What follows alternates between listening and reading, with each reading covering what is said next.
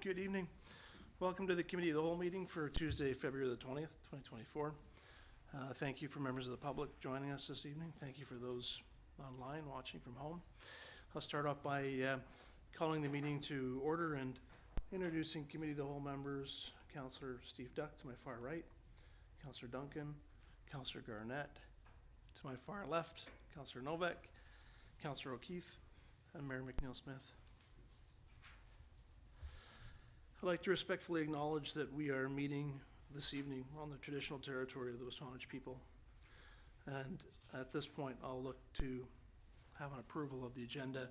We've had some items that were added late this evening, which members of the committee have received.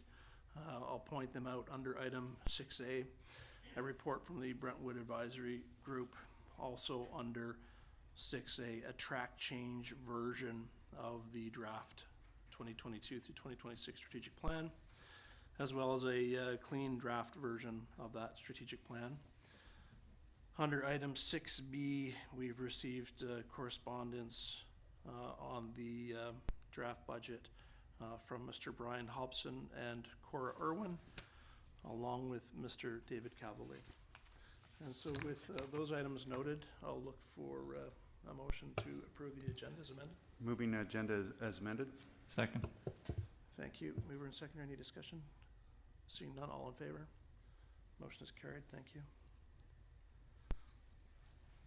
Next item here is public participation, and at this evening's Committee of the Whole meeting, we are asking speakers to keep their comments, please, to a maximum of 4 minutes per speaker, and to speak to items that are on the agenda this evening. So this evening's agenda is with respect to our draft financial plan as well as our draft strategic plan. And so with that, I'll look to the public and call anyone interested in coming forward for public participation. Mr. Moffat.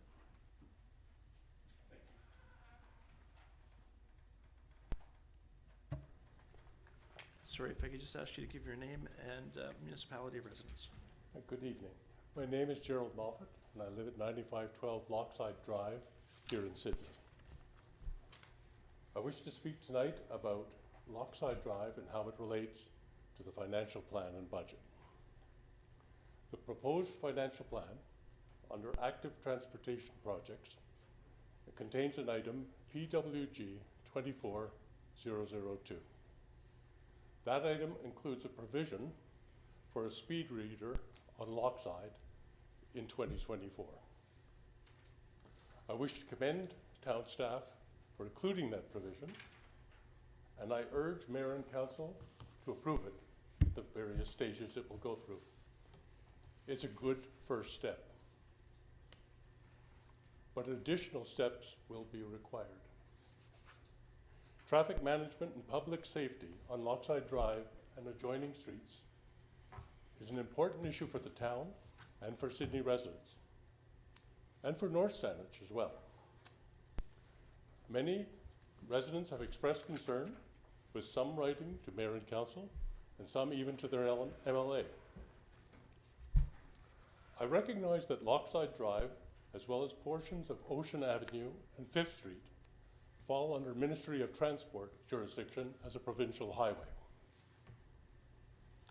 It will require a high level of skill and tact from town staff to engage the Ministry of Transport and obtain their cooperation in addressing town issues and concerns.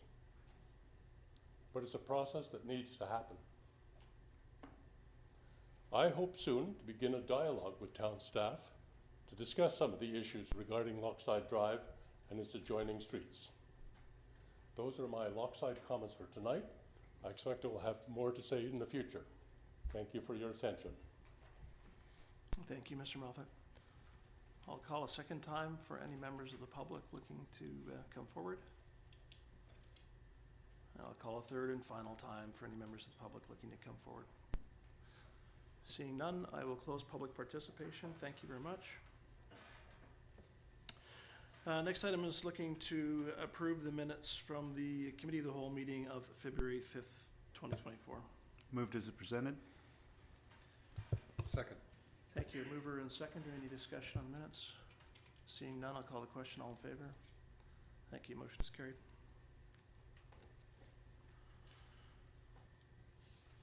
We're starting with our presentations this evening with our first item from the Brentwood Advisory Group, Mr. Paul Murray. And Mr. Murray will be introducing an item on our draft strategic plan. And so without further ado, Mr. Murray, I'll look to you, please, to come forward. Thank you, Chair and Committee. Pleased to be back again with Council, or Committee in this case. Just a very brief outline and presentation of the latest refresh of your 22 to 26 strategic plan, which really reflects the progress that you've made on the plan to date.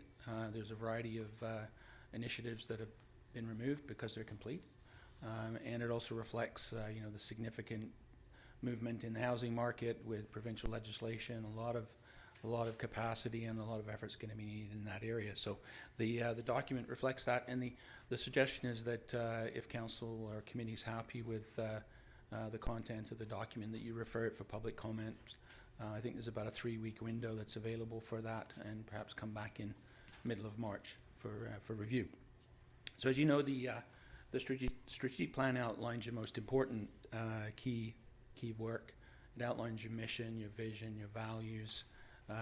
It also doesn't include 80 to 90% of the work that happens every day that most people don't see. All the regular business, all of the core operating activities. So it's that piece on top which really outlines some of the key parts, but it's really that very top piece of the pyramid. Core services, are the foundation of the work of the town, and take up the majority of the capacity of your staff and contractors and resources. Current organizational capacity is fully committed to deliver the balance of the plan. We've heard that over the next 2 years. Significant organizational resources and capacity will also be needed to adjust and deal with the implications of provincial legislation around housing. So you'll see that the majority of the movement in the document is around really bringing that front and center to deal with those obligations. The summary of the changes, as you'd expect from a refresh, the vision, mission, operating philosophy statements are really unchanged. There's a couple of very minor grammar typos that were adjusted. One value statement and one strategic goal statement were slightly edited. A variety of priorities were identified as complete, as I've mentioned, and they've been removed from the latest version, which simply reflects the remaining 2 years of your original plan. So it's going to be a little smaller than the original, but that's to be expected, and that simply reflects the fact that you've been making good progress, and a bunch of the work's already been done. Other initiatives were adjusted and timelines updated in a few cases as needed. Language was simplified a little bit in some cases. And where initiatives have become ongoing in nature, more regular business or a core function of the organization, they've been shifted over to become part of the operational planning and approved by Council through the budget process, as opposed to an individual strat plan item. They haven't disappeared. They'll continue to be prioritized, and you'll see references come through during a budget process year to year. Significant housing initiatives were added, and as I said, fully expect that those will remain the focus for the balance of your 2 years, along with all the other items that are still there. Specific changes, and I'll just whistle through these fairly quickly for you for the benefit of the audience, and I'm sure that staff will be posting the material online if Council wishes it to go out for public comment. The original Goal 1 was called Complete Community. We've broadened that a little bit, complete or community planning and housing, specifically because of the reference to all the housing work with the province. Initiative 1, which is around the zoning bylaw, was edited and simplified and included a reference to the housing legislation requirements. A new Initiative 2 is added again regarding the provincial housing legislation, which is to update the OCP to align with that legislation as required. There's a typo, I think, in the document you saw today. The date needs to be changed just to reflect the legislation to 2025. I think you got a note on that just a little bit earlier. The original Initiative 2 was renumbered to 3 and edited and simplified, again with a reference to provincial housing legislation. And that's to implement housing policies and initiatives from the OCP that reflect the new provincial housing legislation, and timing was extended to Q4 2026. The original Initiative 3 vehicle parking study was removed pending all this housing work that we're referencing. Will very likely become part of that or be referenced somewhere along the way. But the thought was not to have that specifically at the moment and focus on the housing piece. Goal 2, environmental stewardship. Ray Creek monitoring was removed as a key initiative. Become more core business, more ongoing. There's work that occurs with staff regularly. The shoreline ecological inventory and protection plan was also removed as we're able to get or access and use the data that's being provided by the Capital Regional District. Initiative 2 is removed. Climate action mitigation measures, we're feeling more like core business, more bring those forward through the budget process, more of a value of the organization as opposed to a one-off strategic item every once in a while. Initiative 3, sea level rise adaptation, was renumbered to 1 and edited to simplify. And the Mermaid Creek initiative was removed as it's complete. Goal 3, community infrastructure. Initiative 1 was simply simplified, just to reference the town hall site and concept planning, and the timing was adjusted to Q2 2026. And both of the public washroom initiatives were removed as they're either complete or will very shortly be complete. Initiative 2 is edited to simplify the description of library service options, still there. Timing adjusted to Q2 26. Initiative 3 was reworded for clarity, and again, timing adjusted. That's the pedestrian connectivity options of Highway 17. And Initiative 4 was removed as the West Sydney local area plans complete. And a new Initiative 4 was added in this area because we think it more aptly fits under community infrastructure.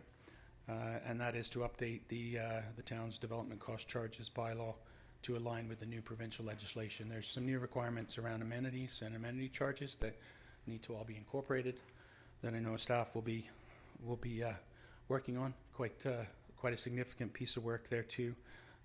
Again, to align with the new provincial housing legislation. So that will be a new Initiative 4. Community safety, health and well-being. Initiative 1 was removed as the potable water system initiative will be completed shortly. And the emergency preparedness multi-jurisdictional disaster response exercises initiative. Fire department's going to continue to participate as they do from time to time with other agencies in those exercises. We just won't be building one ourselves. So no need for it to be an initiative that's identified there.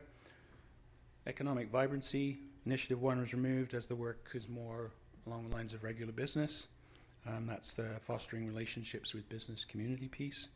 And Initiatives 2 and 3 were removed as they're complete. Community engagement, Initiative 1 again removed as we think it's now core business, more of a function value of the organization. And a new Initiative 1 was inserted, which is the Citizen Satisfaction Survey.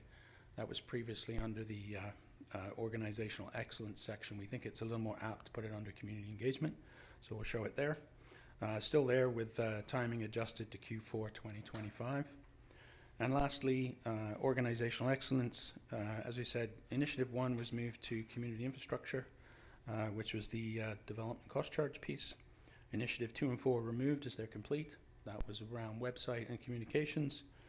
And Initiative 3 was moved to the community engagement goal section.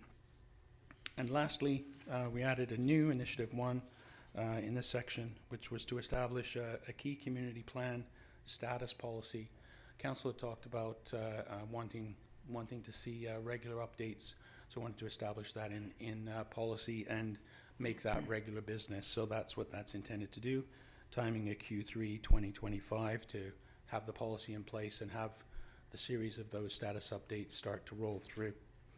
And lastly, Initiative 2, Council Remuneration Review Policy was added and to complete the first review by Q4 25. And Initiative 3 was to establish a council procedure bylaw review policy as regular good business, and to complete that first review by Q3 25 as well. So overall, a very significant body of work that's still there, with the addition of some major work in the housing area that we know from talking to staff and many other municipalities around the province. That's going to dominate the capacity and the effort by staff. So document really reflects that. And so it's pretty much stay the course for the rest, with the addition of a few items, big focus on housing. And that's the summary, Mr. Chair. Thank you. Thank you, Mr. Murray. And I'll ask you if you would just stand by, and we'll see if members of the committee have any questions for Mr. Murray of the draft strategic plan. Seeing none, thank you, Mr. Murray. So at this point, we've got a recommendation, and I'll turn first to Councillor Garnett. Thank you, Chair, and I'm going to move the correction that was referred to by Mr. Murray and an added piece, if I could. So first I'll move under goal and community planning that the under number 1, update the zoning bylaw, that under status it would reflect 2024 Q3 and completion should be 2025 Q4. Thank you. Do you have a seconder? Second. Doug, thank you. Discussion, do you want to motivate? Pretty straightforward. Thank you. Any discussion? Seeing none, I'll call the question. All in favor? Thank you. Motion carries. And second, I would like to move that a new number 3, and that would be to update the housing needs assessment to align with the new provincial housing legislation. And the status would be 2024 Q2, completion 2024 Q4. Second. So thank you. Just to clarify then, that's under goal number 3. It would be the new number 3, and then 3 would drop to 4. I see. Yeah. Okay. First, I'll turn to the mover, if you'd like to motivate. No, I've spoken to staff earlier, but just briefly, just to have this in there, just to show that as the total package of things that the province has mandated that we do in the timelines they've prescribed for us. Thank you. Thank you, Seconder. Seeing none, Mayor McNeil-Smith. Thank you, Chair. I'm wondering if staff were able to put that that page of the strategic plan up on the screen.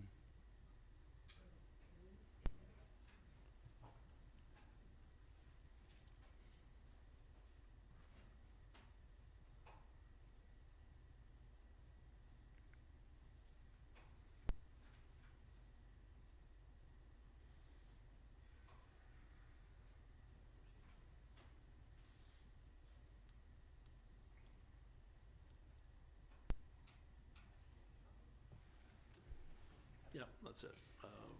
Number 1. The first page, top of the first There you page. go, right there. Is there? Are you able to expand that? I can see it from here, but I don't know how it reads to. That's great. Thank you. So thank you for. I support the motion. That's for the amendment on the floor. I just wanted to touch base for those who are watching that the various bills by the province and the new housing legislation have a number of milestone dates, and 3 of them are particularly critical or significant work for the town.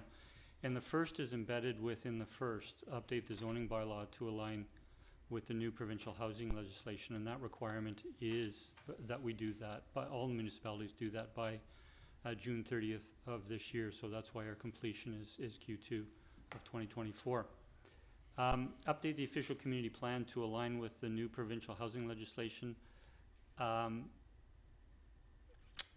That is actually is the amendment that we made, that Councillor Garnett made, and so that is a legislated requirement that be done by Q4 2025, and that's what the amendment was done.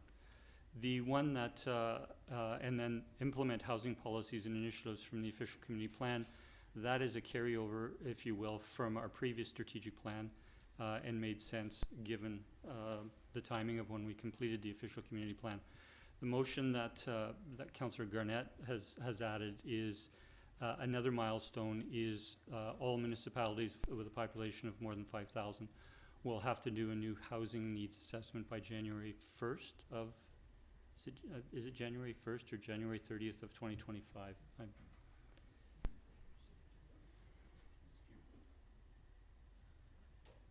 It's, at any rate, we've put Q1, in the motion it's Q1, but It's the end of December.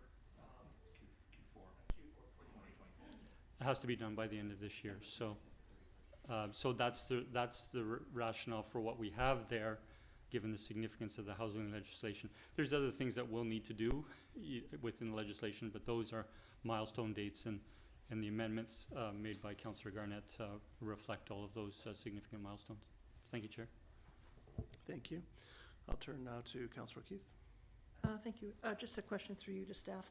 In regards to milestones, the new regime for amenity cost charges, is there a deadline on that we have to have a new bylaw in place for that? And if so, is that something else we should add to the mix?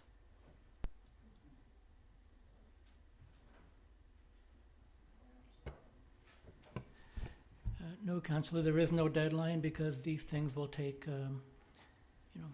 probably the better part of a year to complete in coordination with the DCC bylaw. So it's as soon as we can get it in place. Okay, I thought there was a deadline prescribed by the province for the end of 2025, I thought, but if that's not the case, I guess it's not a concern. And then just one other question, just maybe for clarity for the public, that we're updating the zoning bylaw to align with the new provincial housing legislation, and maybe to clarify for them that we're doing all of the zoning bylaw amendments at that time, including the other things that we had to do, not just the housing legislation. That is correct. Okay, yeah, that's good, thank you. Thank you. I'll look to committee if there's any other discussion on the motion that is before us. Seeing none, I'll call the question. All in favor? Thank you. Motion carries unanimous. Thank you, Councillor Garnett. And we do have a recommendation from staff.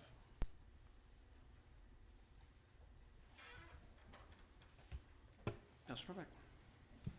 I'm happy to make the recommendation that the draft strategic plan, as amended, go out for public feedback and be brought back to council on March 11th. Second.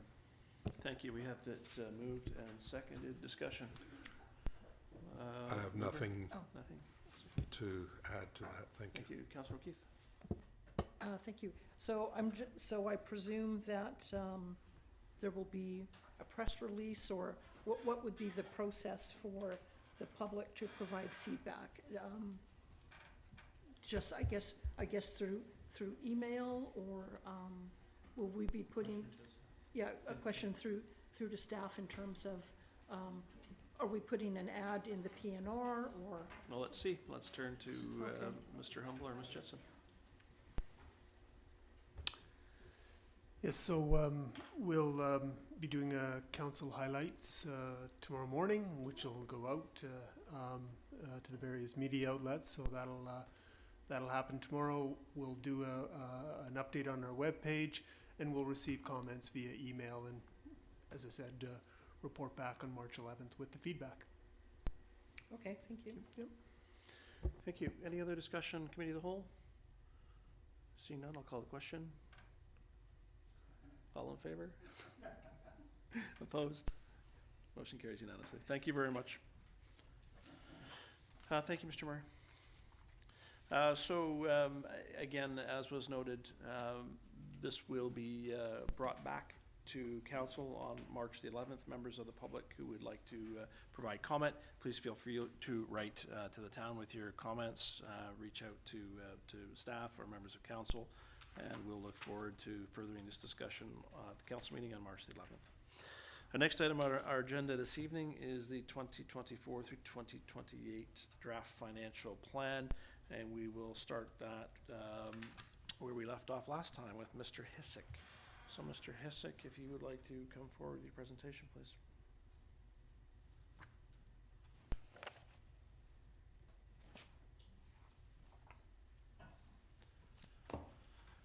And while Mr. Hissick is preparing, I will just remind members of the public and those who are watching that this is committee of the whole, and so while we may make some recommendations this evening on the budget, those will come back again to council for consideration, and also an opportunity again for the public to provide comment prior to that meeting.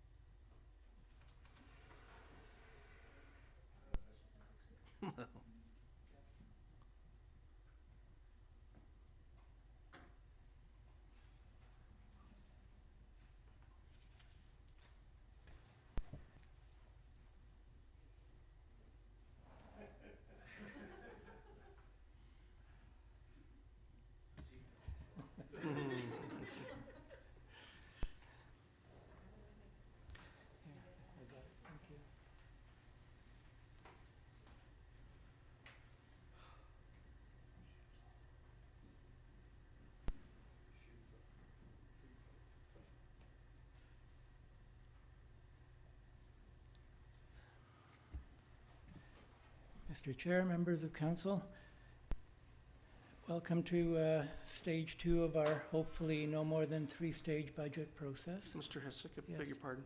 When you hold the pointer, the cursor moves all over the screen, and I know I've found watching things back that it can be quite a distraction. So if you don't mind, thank you. It's down.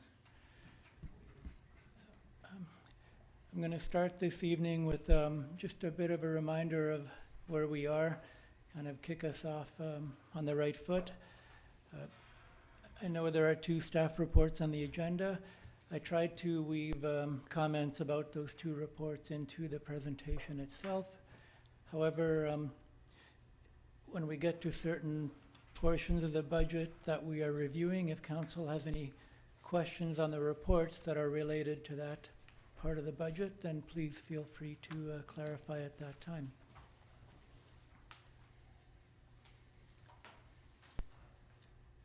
So tonight I'd like to give you a very quick recap of where we stand, why we got here, and then we'll give council the opportunity to go through the budget in the different areas, starting with supplementals and the general operating budget, moving on to capital, and finishing off with water and sewer.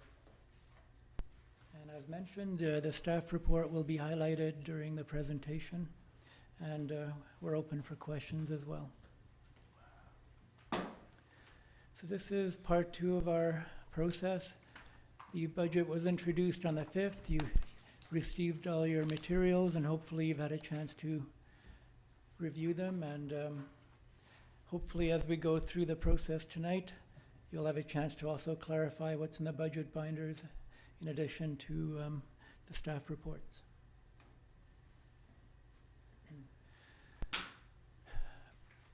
I think we all know too well that our starting point this time is the highest that we've seen here in my nearly 20 years for a variety of factors which we'll cover tonight. We start out at 8.42%, which includes several new budget items that have not yet been considered and approved by council. Several items are subject to council approval, and if they don't get your blessing, then that 8.42 will be reduced. I'm going to highlight a couple of the more significant factors that led to that, and identify some areas that we should focus on tonight and possibly at the final budget meeting. I really wanted to make a point this year of starting out where I thought we needed to be. In past years, I tried really hard to maybe artificially lower where we should start by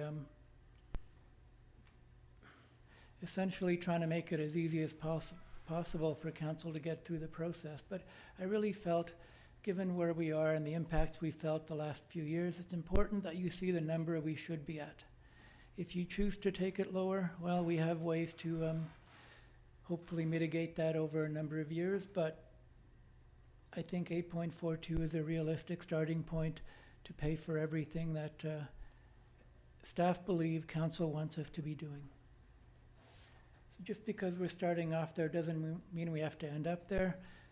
Several supplemental items have not been considered and approved. some initiatives might be deferred, and there are certain one-time expenses that potentially could be funded from one-time sources as well. So, just a quick look at what we saw last year, the impact on the average taxpayer of that 8.42%.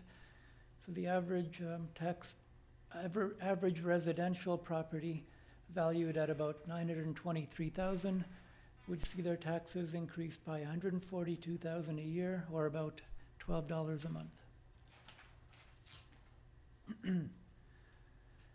Quick look at the 5-year projection. So year 2 of our plan is also going to be challenging because we have some additional supplemental items coming up next year that we think are somewhat unavoidable, like the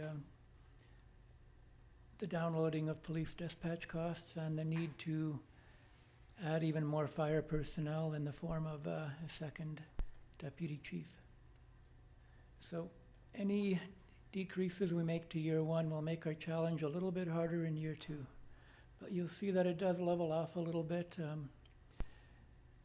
And yes, there are more factors that will come into play before 2026, 27, and 8. But at this time, we think that the first 2 years are definitely going to be our most challenging because of the items we'll be looking at.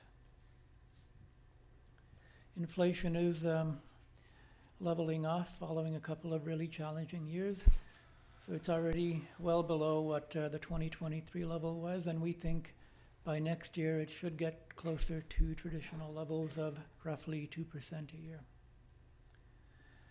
In terms of the major tax impacts that produced that 8.42, I think a quick and relatively simple breakdown is that there are 4 factors. One is the reduced tax mitigation that we talked about last time, being our safe restart funding is running out, so we have to make that up in property taxes. Also, last year we got very lucky in terms of our tax base growth. That went back to more traditional levels this time around. And last year, that extra $300,000 really saved us in terms of dealing with the ultra-high inflation rate from the previous year. We're also dealing with the cumulative inflation, as mentioned. It's nearly 11% over the past 2 years, which is a ridiculous number that we're all challenged with. It is leveling off, as mentioned, but what you're seeing here is the cumulative impact. Last year we were able to offset partially, but we just can't do it this year. So the CAO replacement is a one-time cost. It's the first time we've done it in 15 years, and hopefully the last time we'll be doing it for quite a while, but it does have cost implications. Finally, there's a fairly high level of fire department staffing upgrades that have to be dealt with in order for us to keep up with the growth, with the volumes and emergency calls. But even when you consider these, the costs of running our department are so much lower than a fully career staff department. So while it might look expensive, it's still significantly lower than you're looking at in your Oak Bays or Victorias. Oh, sorry. So again, this is just one way to slice the overall impact, but it's one that really resonates with me, and I think it's quite representative. So almost half of the 8.42 is made up of that loss of mitigating revenue, safe restart funding, and non-market tax-based growth. Approximately 15% is for the CAO replacement, 18.5% for the fire department supplementals, and roughly 1/5 of the 8.42 goes to what I call inflation and other. And I realize this is a bit of a mixing of revenues and expenses, but when you look at our need to raise 1.26 more in property taxes, these 4 reasons are what makes sense to me. And a quick review, you saw this last time, of what I mean by funding mitigation. So last year we reduced our tax requirements by 810,000 by a combination of safe restart and non-market revenue. This year, we're down to 227, so that difference of 583,000 from last year to this year is roughly 4.2% of a tax increase, which again is almost half.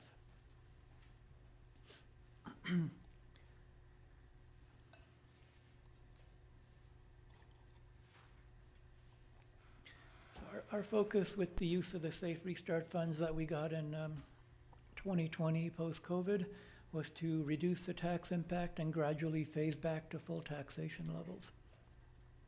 In hindsight, I don't think we were aggressive enough, as I think we kind of kicked the problem down the road, and this is the year where we're going to face the biggest impact. So this year will see us use up the last small portion of those funds, only 127,000, and the difference between the funds we used last year and this year is roughly a 2% impact. So between this year and next, we have to fully transition to property tax revenues at the appropriate levels to keep up with our expenditures. I always like to give an update of our community support funding. If everything is approved, and there's a couple of relatively small requests this year, we'd be up to 1.82 million, which represents just under 8% of our net operating budget. So you can see it's more than doubled over the last 10 years or so.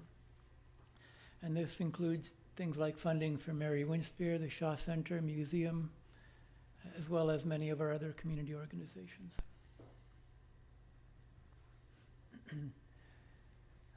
Another thing I'd like to update you on is the ongoing impact of our CMP contract. So we are up to 16 officers now, and even at 70% of costs, which is what communities our size pay, our total RCMP contract budget is over 2.2 million this year.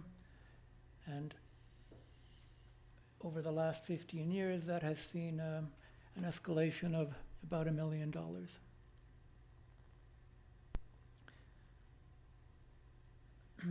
So we talk about a balanced budget, and we have to have one of those every year. And let me illustrate the funding component of that. So our general operating tax funded expenditures are just over $22 million. So this is funded by a combination of things, being about $6.5 million of user fees in the general fund, as well as miscellaneous other revenues. The biggest proportion is about $15 million in property taxes, so roughly just over 2/3. Then there's a tiny chunk of Safe Restart funding remaining, but you see it's still not quite balanced. So how do we make up that final funding component? And that is through the use of prior year surplus, which is, again, $450,000 to start this year. So we use this rather than balancing it through property taxes, because I don't want to overtax. I think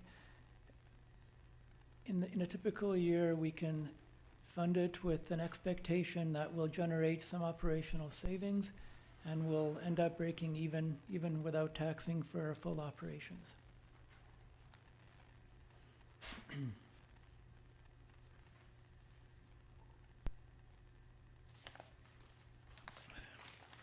Again, another one we've seen at the last presentation.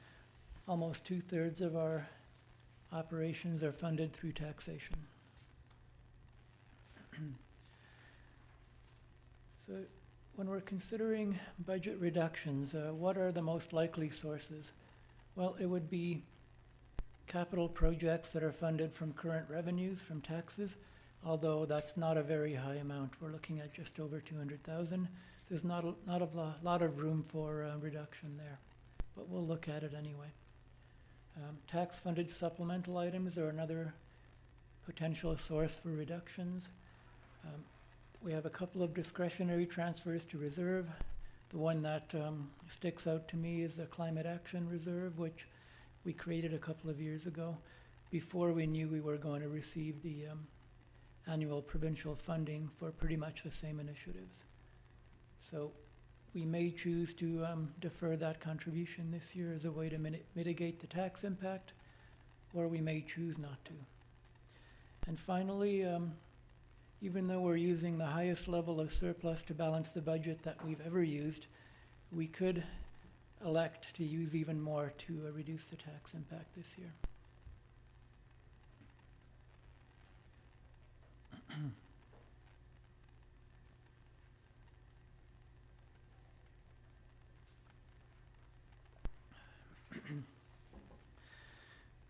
So you're wondering why, when we're talking about reductions, why wouldn't we look at the operating budget? And, well, we obviously can, but the reason why I don't think it's a great source for reducing the tax impact is that surplus funding that we talked about. So the $450,000 that I used to minimize the tax impact, it mainly covers expected savings in operating. So if we start reducing the operating budget, we're reducing the source of potential savings. So the first thing I'd want to do to offset that is reduce the amount of surplus we're using as well. So it's not to say we can never look at service level reductions, but that's not something you want to do on the fly. And you know, without a full-scale review and checking in with the community as to what services they'd potentially be willing to see less of, I think looking at the operating budget for reductions is not the way to go. So the staff report identifies a number of potential ways that we could mitigate this year's 8.42% tax impact. One of those is to fund that one-time cost of replacing the CAO with an additional allocation of surplus. It's a one-time cost and a one-time additional use of surplus that I think is a good marriage, and that would have a fairly big impact on that starting figure. Another, as mentioned, is defer the contribution to the Climate Action Reserve. And finally, even beyond the extra 195 for the CAO recruitment, we could choose to allocate even more surplus to get to a number we want to get to. But keep in mind that year two, the lower we make it in year one, the bigger the challenge will be next year. And if we do end up dipping into surplus to a much greater degree than I was initially comfortable with, I would recommend that we look at reviewing that policy for how much surplus we should carry prior to next year's budget. When we reported to council after year end last year, we told you that we were just below our minimum level according to our current policy, but before we do anything drastic, we let it play out for a couple of years, see whether we can replenish that. Well, given how much we're using this time around and the fact that we might be allocating even more, I think it's worthwhile to review that policy prior to next year's budget if we end up going where I think we might be.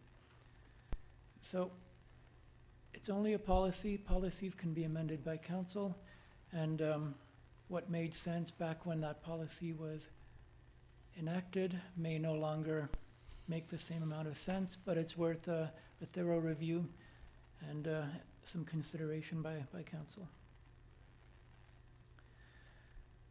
So that's the gist of my overview, and now I'd like to take council through the items that require review, starting with supplemental requests, followed perhaps by opening it up to general operations, should you choose to go there.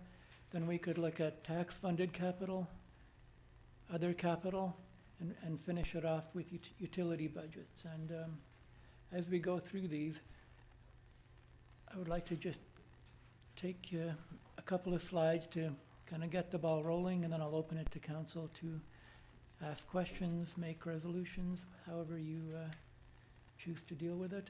But any changes to the draft budget should be done by resolution. And that can happen at any time through the process. So once we get through one section, I would ask the chair to turn it back to me for a quick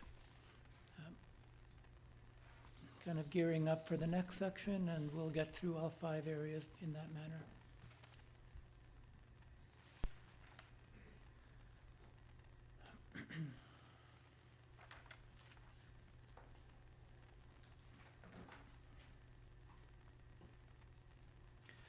Beginning with the supplemental requests, these are one-time or ongoing additions to existing service levels like studies, new staffing, new programs, or higher levels of service on existing programs. All the supplementals have been included in the draft budget and therefore make up part of the starting figure of 8.42%. So any rejection or deferral will reduce the tax impact.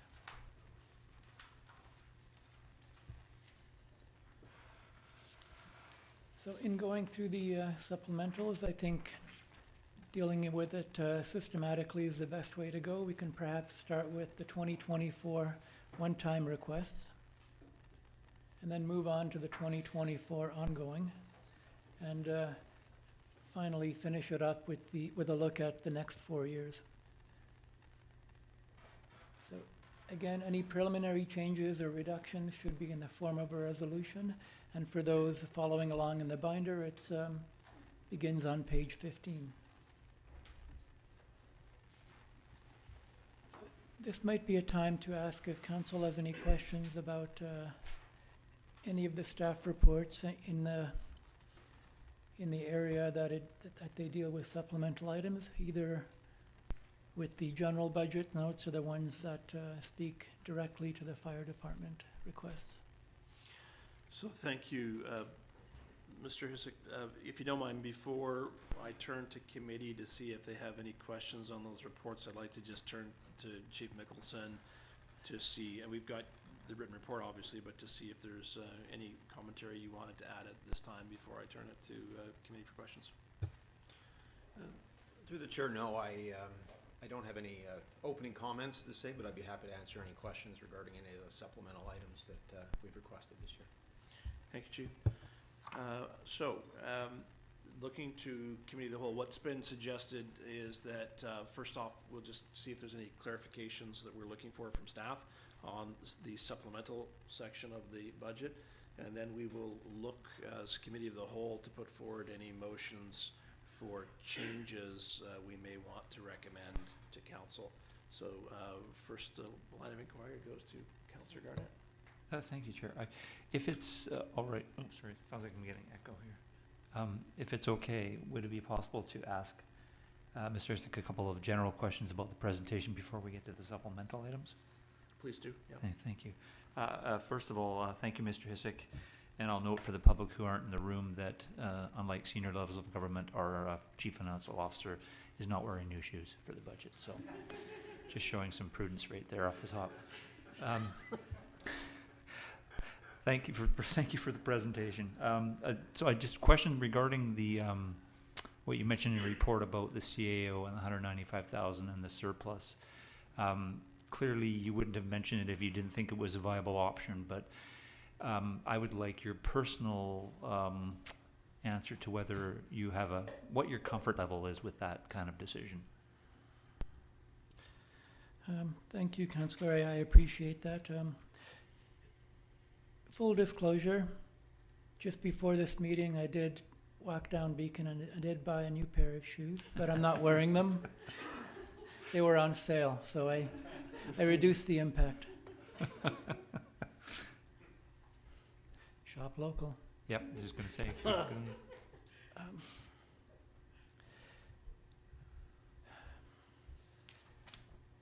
I guess my feeling on this one is, I think like I've stressed, it's an somewhat unexpected one-time cost. I hate to see the impact that it has in a challenging year like this. So that's why I think that we've had this long-standing policy for minimum surplus levels. it's not set in stone. I think it's prudent to have a bit of a rainy day fund. Exactly how much you need is open to interpretation and opinion. But what I would say that is, if we do end up taking a larger allocation this time around, part of our policy review should be, where do we want to end up? And if this one-time reduction takes us below where we want to go, I would like to see us develop a 5-10-year plan to gradually get us back to where we want to go, but not do it at a really difficult time like we are seeing in the next 2 years. So kind of dip into it to lessen the impact on the community, but at the same time acknowledge that that surplus level is probably a good place for us to remain. So therefore, let's develop a plan to add a little bit each year to get there.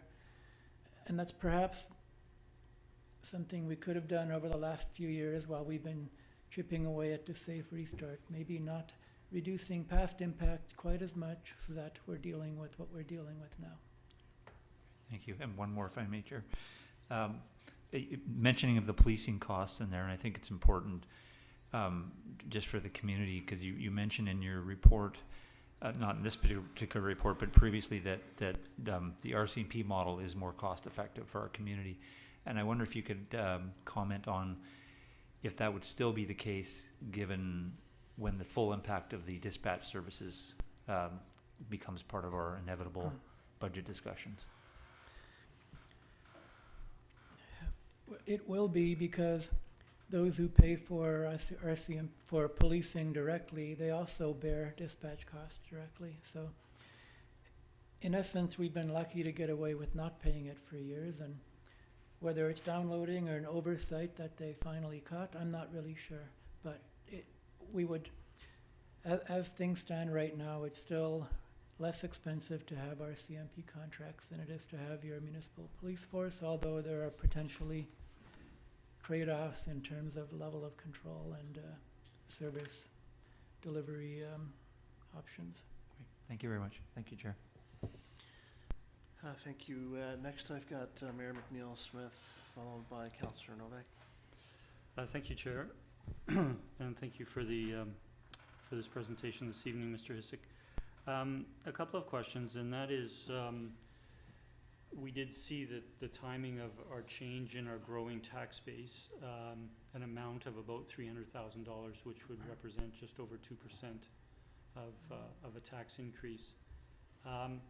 We have one significant project that Council approved just a few weeks ago, the White Birch 60-unit development. We have before us the 144-unit rental unit at 2180. We have the 100-unit housing development before us on 3.5 acres on the former Cedarwood Motel site. And the airport has signaled as of last fall that the new 130-room hotel has to go ahead to commence construction. First question is for clarification that those developments would not add to the tax base until such time as those developments were completed and received occupancy permit, or is there another milestone or measuring stick? They add incrementally, so as construction proceeds, you have a bigger chunk of additional tax-based revenue. So 100,000 is pretty low, but last year's amount of 400 is unusually large. It was down to, well, let's face it, the Amazon building. I do think we'll get back to a much healthier level over the next 2 years as some of these recently approved or in-stream developments occur, including the ones on airport lands. We tend to budget those relatively conservatively. I'm expecting closer to 250,000 in each of the next 2 years, followed by 200 in years 4 and 5. And if we're surprised by a little more next December, then that'll be reflected in next year's budget. So the bottom line is it's not all a one-time impact. It's incremental as the development proceeds. So for instance, once one of the airport lands is under lease to a private entity, that becomes taxable land. And then they add improvements to that, and that's really what drives the taxes. Thank you, and that's helpful. And I asked that question for context in the sense that I think Mr. Hissick, as usual, has been very helpful in terms of not only identifying the tax impact changes for 2024, but that we have some significant impacts that we know. I mean, the new dispatch policing costs are not a certainty yet, and there's been a lot of advocacy on the part of the from the mayors of the municipalities and from the RCMP detachments from South Eden and Nanaimo, but also from the chief financial officers. They've really taken over the work in communicating with provincial government staff to have that brought in a more equitable basis across the province, but by municipality over a longer period of time. But again, I do appreciate, I think we appreciate that we do understand those impacts, but it does seem to be a low this year in terms of increase in the tax base, and it is something that, while not guaranteed, there does sound like an opportunity to at least double that or 2.5 times that in each of the next 2 years. And one of the reasons I mention that is because I think Mr. Hissick has posed a good question to council, one that we ask ourselves, and that is, where do we want to go? Given the tax increase that has been presented to us at over 8%, where do we want to go as a council? And I think that's a starting point we've had in many of our previous years when we've had an increase perhaps higher, or in the minds of some members of council, higher than we would otherwise wish. And my desire is to see that increase brought down something below 7%. And you know, it's going to be arbitrary in terms of, you know, where you land or what your goal is. But you know, we've received some letters of correspondence already. Some people have certainly stopped, I'm sure not only myself, but other members of council on the street, to say that you know, over 8% is very difficult to accept. And Mr. Hissick has made a good point in each of his presentations over the last many of years about using inflation as a measuring stone or a milestone to compare your tax increase to. But the reality is that the general public, I believe, when they see on a day-to-day basis the changes in cost of living represented as inflation costs. So mortgage costs for those who have a mortgage or those who have a variable mortgage are double-digit increases. And that is very, very significant. And so, yes, it's important for us to appreciate that the tax increase that we are considering this year might be, and I don't remember the exact numbers, $140 a year or X dollars a month and that sort of thing. People are already paying, in some cases, a number of thousands of dollars in taxes a year, and they are challenged with those existing taxes given the inflationary impacts. Not everybody has a mortgage, but everybody buys food, and everybody has other costs as well in their lives, and those are significant. And so I don't. It's not feasible, in my mind, in reading this budget, for us to bring the tax increase down to the current level of inflation, which this week was announced. Today was announced something over 3% over the past year. The reality is we have been faced with 11% increase in inflationary costs.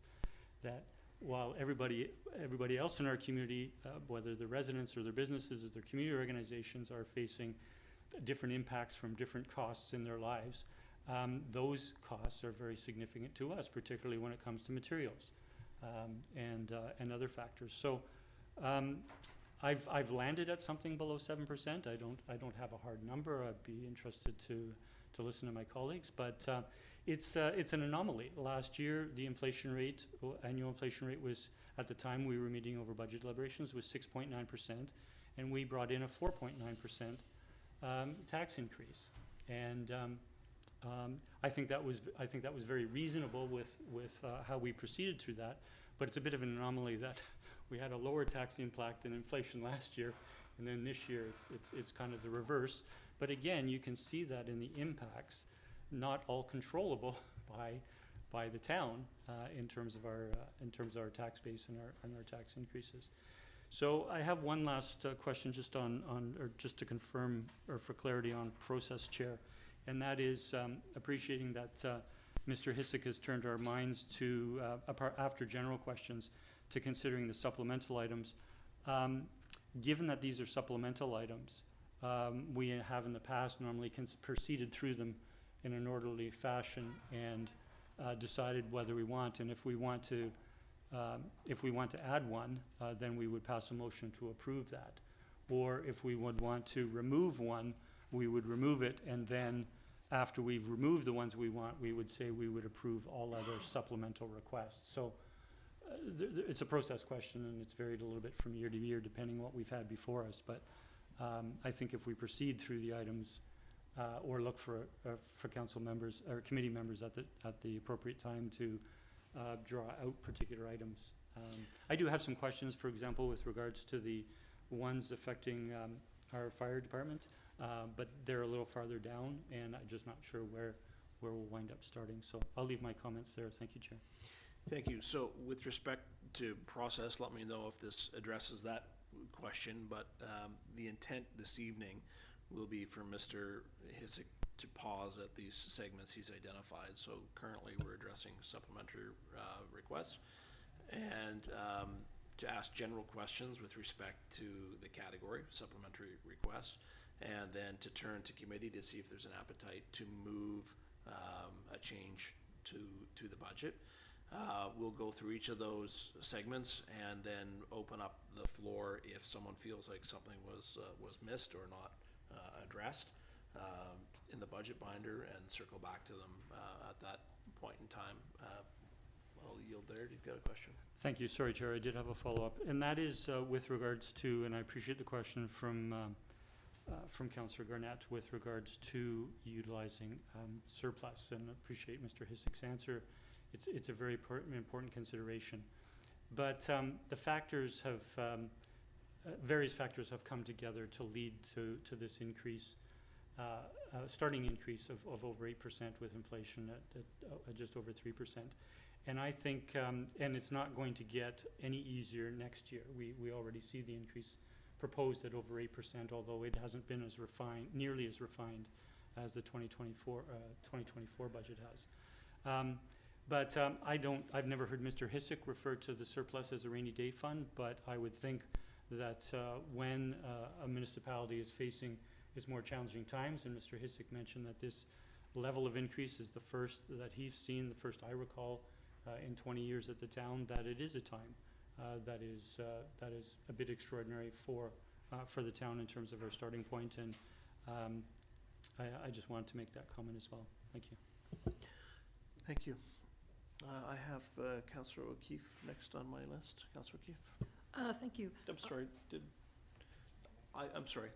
Councillor Novak. I did have Councillor Novak. Okay, Beg your sure. pardon. Thank you, Mr. Chair. Thank you, Mr. Hisik, for presentation. As usual, it's full of insight and detail, which I love. And I would like to ask you a question through the Chair. There's been a lot of talk about the surplus, and whether it's a rainy day fund or not, I don't think we need to go there right now. But could you give us a little more precision on exactly what our current surplus is, and then I'll have a follow-up question for you on that. And this is before the budget items that would impact it. I don't have the exact number here, but it's roughly 3 million, just a little over 3 million. Okay. And our policy defines it as 25% of the previous year's property tax revenues. So it's probably more like 3.5 million. And so the 25% of tax revenue is a target, and that's something that we work for each year to try and get it up there. Is that correct? 25% is our policy minimum, And it's really the accumulated total that needs to stay there. It's not something we target on an annual basis. So if we were to have an annual target, it would be to just keep it above that 25% by not using so much that you're going to fall below it. Okay, thank you. So it's not a true target, but it just gives us a general sense of where we think it ought to be. Now, I'll ask for your opinion on where you think, as our CFO, that surplus number should lie. Well, there was a time a number of years ago, I'm not sure exactly when, where this policy goes back, it predates me, so maybe 20 years. And I'm not sure how exactly they came up with the floor.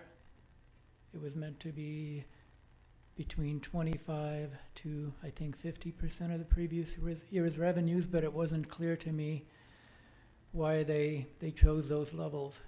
And at one time, a number of years ago, I was trying to equate it to something. And at that time, it just so happened to be roughly equal to our insurance deductible that we would have to pay if there was a catastrophic failure in town and we had to pay our earthquake deductible.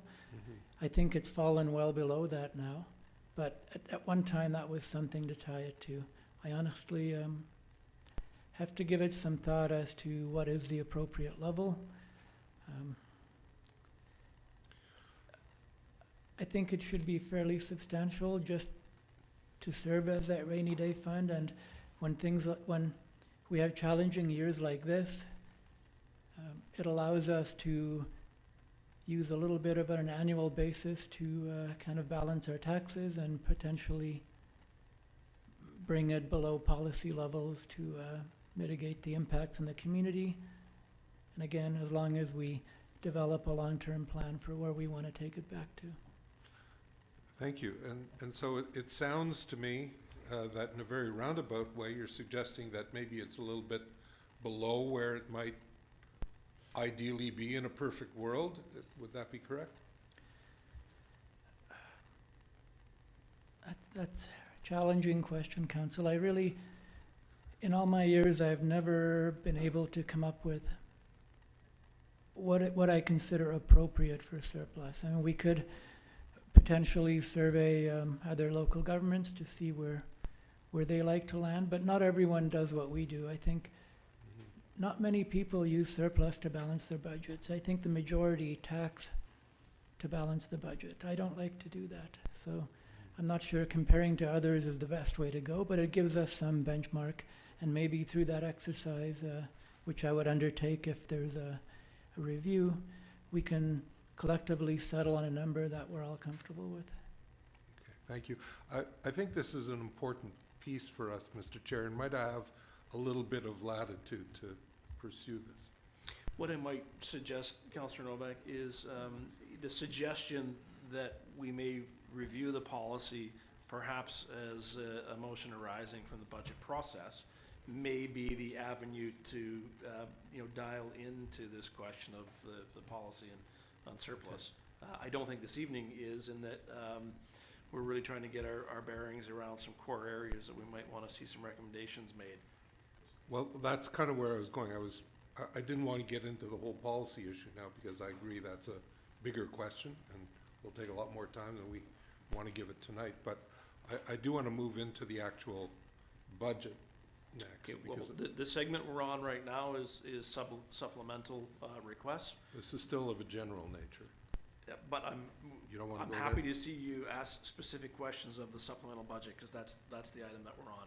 As we go through, members of committee who have questions, I'll give latitude in this first round of questions to get some comfort, their bearings around the budget, and perhaps to state, as the mayor had suggested, sort of where people would like to see this budget end up. I'm not going to stop and pause and poll the room on that question, but I'll give people the latitude to do that in this first round of questions. But we need to get specific around the supplemental budget requests. So carry on, you have the floor.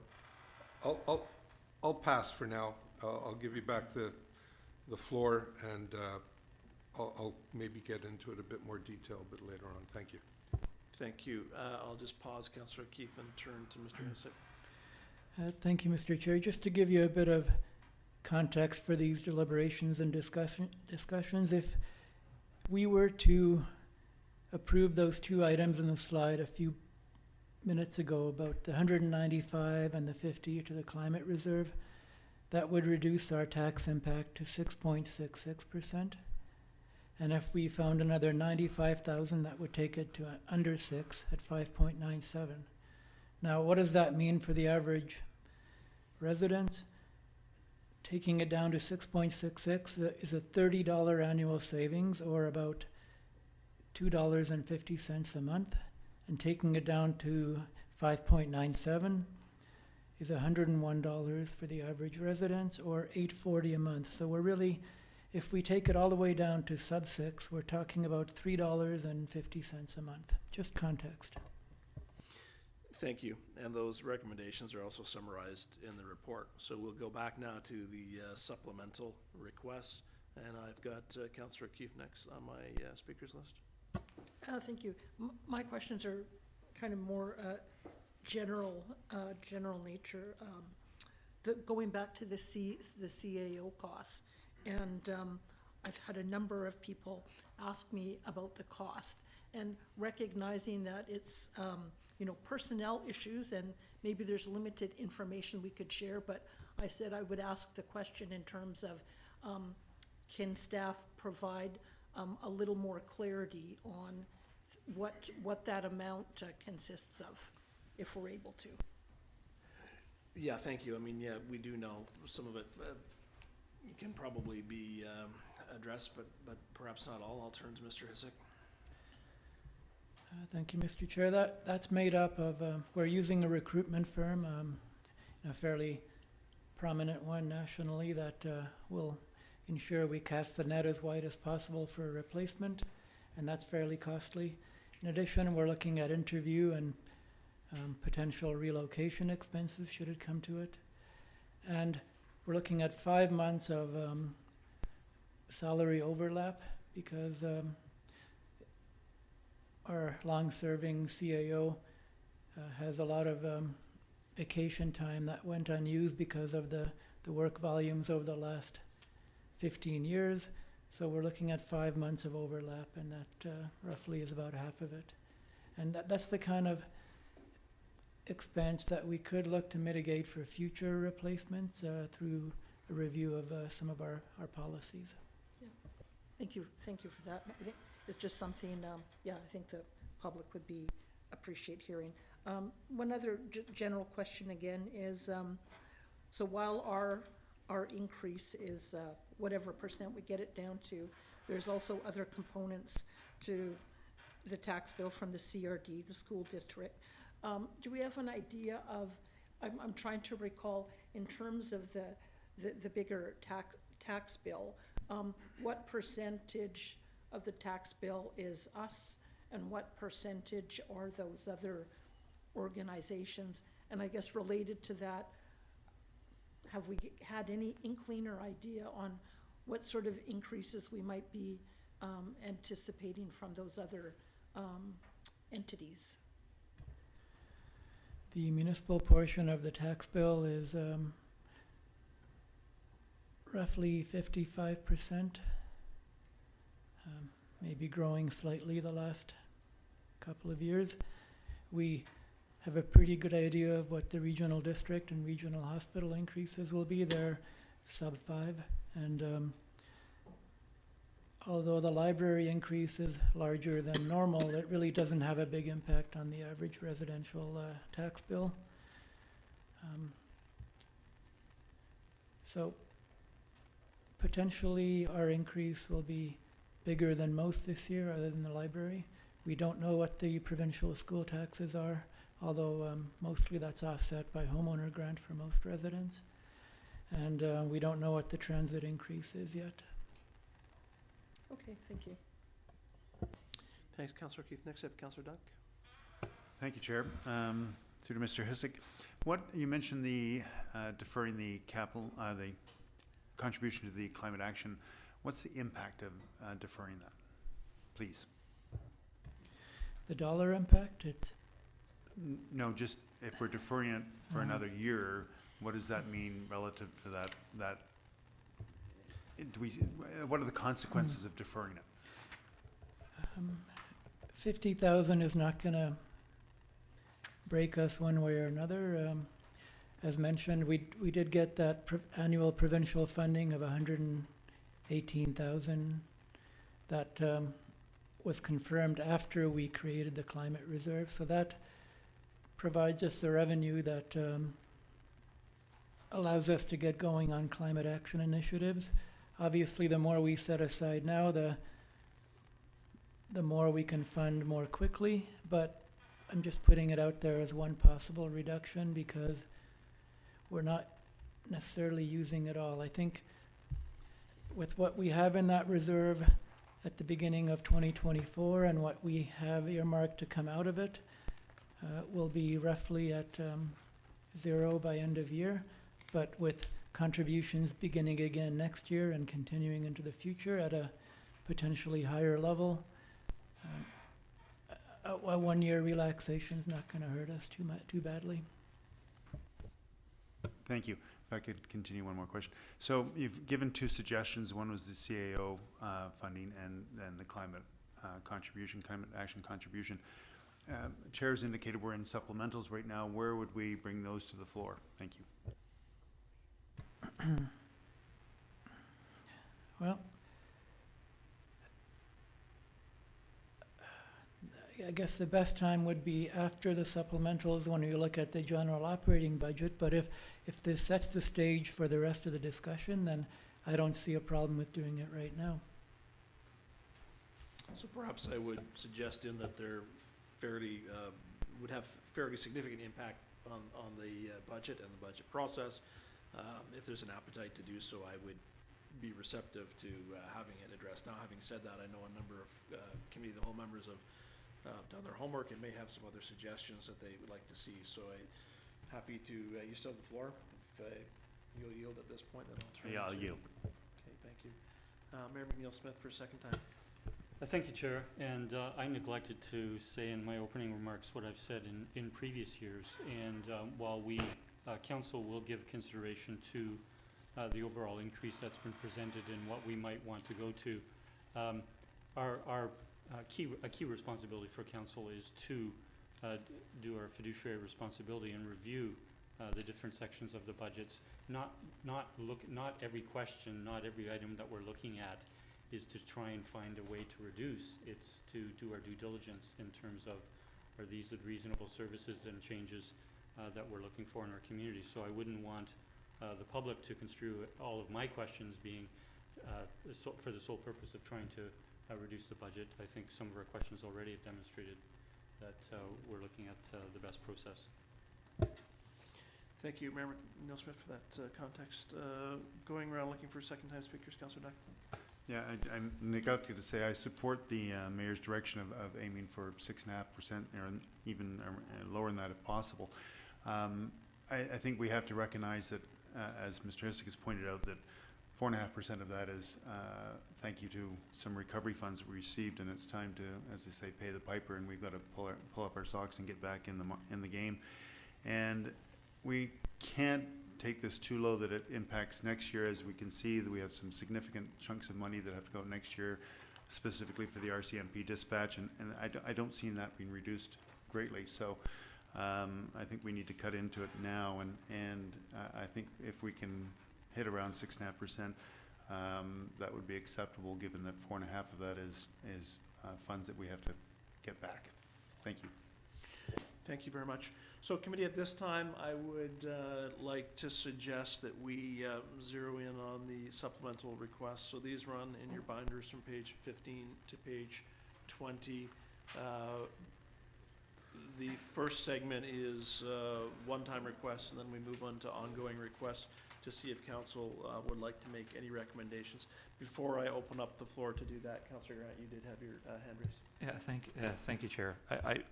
I just like to state that I, as in every other budget year, I don't come in with a number in mind. I don't come in with the thoughts that we need to get to a certain point. I do agree 8.42 is probably quite high for most people to take, but I like to hear the discussion and just see where we end. But I think it's important to go into it with an open mind, and just if it ends at 8.42, it ends at that, because that's possibly what we need in the community. But I believe there are ways to find reductions. But my approach has always been to just let the discussion play out and see where we end up. And if it's, I also agree with Councillor Duck. I'm not sure if you were going to make any motions, but I think in heading, I mean, you're open to it. Maybe a couple of these recommendations that staff had put forward, I think would be better moved at the start of the process rather than later on. That's just my opinion, but I'll relent to see how the rest of council feels about that. I'm willing to move one or two of these, but like I said, I want to have the rest of council weigh in on what they want to do. Thank you. Yeah, I think procedurally, we're still going to go through these line by line. You know, I might prefer at this point to see us get focused on the supplementary requests and recognize that we have that discussion yet to be had, the recommendations in the staff report. Having said that, obviously I'll yield to the preference of committee members. Councillor Keith? Yeah, I'll just weigh in on, in terms of, what percent or how I'm looking at this. I agree that with the mayor in terms of, what we should be focused on is our fiduciary duty, and looking at these things to see, are they reasonable charges and services? So I'm not necessarily going into this with a particular target in mind. I would like to see it come down, and I think there's a number of places where we can do that. But I think we have to be realistic that there's just certain things that, that we're going to have to pay that we really don't have a lot of discretion on. So there are a few things there where I think we do have some discretion. So those are the things I'll look at, but I won't necessarily have, if we were to say, okay, we got it down to 5%, to me, the discussion isn't necessarily over until we've scrutinized everything to make sure that we're happy that what's left there makes sense and adds value to the community. Thank you. Thank you, Councillor Keith. Okay, here's what we're going to do, folks, because we're struggling here. We are now going to look at the screen in front of us, which says one-time request for 2024, and I'm going to turn to any member of the committee who would like to perhaps make a motion on the screen that's before us. So that's on page 15 of your binder, 2024 one-time request. Seeing none, the next item on Mayor McNeil-Smith. Sorry, these aren't in the, are these? Sorry, Chair, are these in the same order as our binder? I don't think they are. For this presentation, I've broken it out into, Yeah, but I'm on the one-time request sheet on page 16. Starts on 15, yeah. Starts on 15, but they're in the same order. Okay, the third one is implement, and the binder is implement recommendations from parking study. That's the fourth one. And the fourth one is Lochside and Wheeler design concepts. Okay, so if I gather through these slides, Mr. Hissick, that we will be covering out everything that's in the binder by just going by the slides on the screen. Microphone. starting off with the 4 one-time requests for this year, moving on to the ongoing requests for this year, and then we'll do the future years. Okay, so I will speak to the ones that are on the screen, and so I will move that these be approved. Thank you. Is there a seconder? Second. Councillor Garnett. I'll look to the mover to motivate it. Yeah, thank you. I do think these are reasonable. I just have one question through to staff with regards to the Sydney Avenue traffic study. It indicates that it would be from Sydney Avenue, which is goes from 2nd Street and changes to James White Boulevard at 5th. Would this parking study take that stretch all the way over to 7th, through Rest Haven and 7th, or just be that corridor from 2nd to 5th? Through to Mayor McNeil Smith, the intent was to stop at 5th. However, we could carry it on. We haven't gotten a detailed price estimate on it, but if that was council's decision, we could definitely carry it on to 7th. Okay, I'll a follow-up question through to staff. My reason for questioning it is that it does cover 5th and Sydney, which is a very busy intersection, but one of the busiest intersections is actually James White and 7th. And that was studied, I can't remember how many years ago, but many years ago, and there were questions, some from the community, is it now time for traffic lights? And if we do go all the way over to 7th, would that be a consideration within the traffic study as to what different traffic measures would be implemented or would be recommended, such as traffic lights? I'm not suggesting they're needed, I don't know, it was considered in the past in that type of traffic study, and I would be in favor of including to 7th because it's the busiest intersection on that corridor. The consultant would review the conditions and determine what sort of solution might work at each intersection. So it's definitely a possibility. However, the budget here would not allow for traffic signals, so that would be a future budget item in a future year if that was a recommendation from the study. Okay, so I'm willing to make a motion to amend it to include the traffic study be included to 7th, and that the appropriate budget amount be brought forward. Is it reasonable for that to come back to our next budget deliberation in a couple of weeks? I'll second that amendment. So I'll turn to staff. Is that request reasonable? I think that was question/amendment, so we'll look to get the question clarified. I'm just wondering if you've already got a motion on the floor. We did. So it's an amendment to the motion, yeah.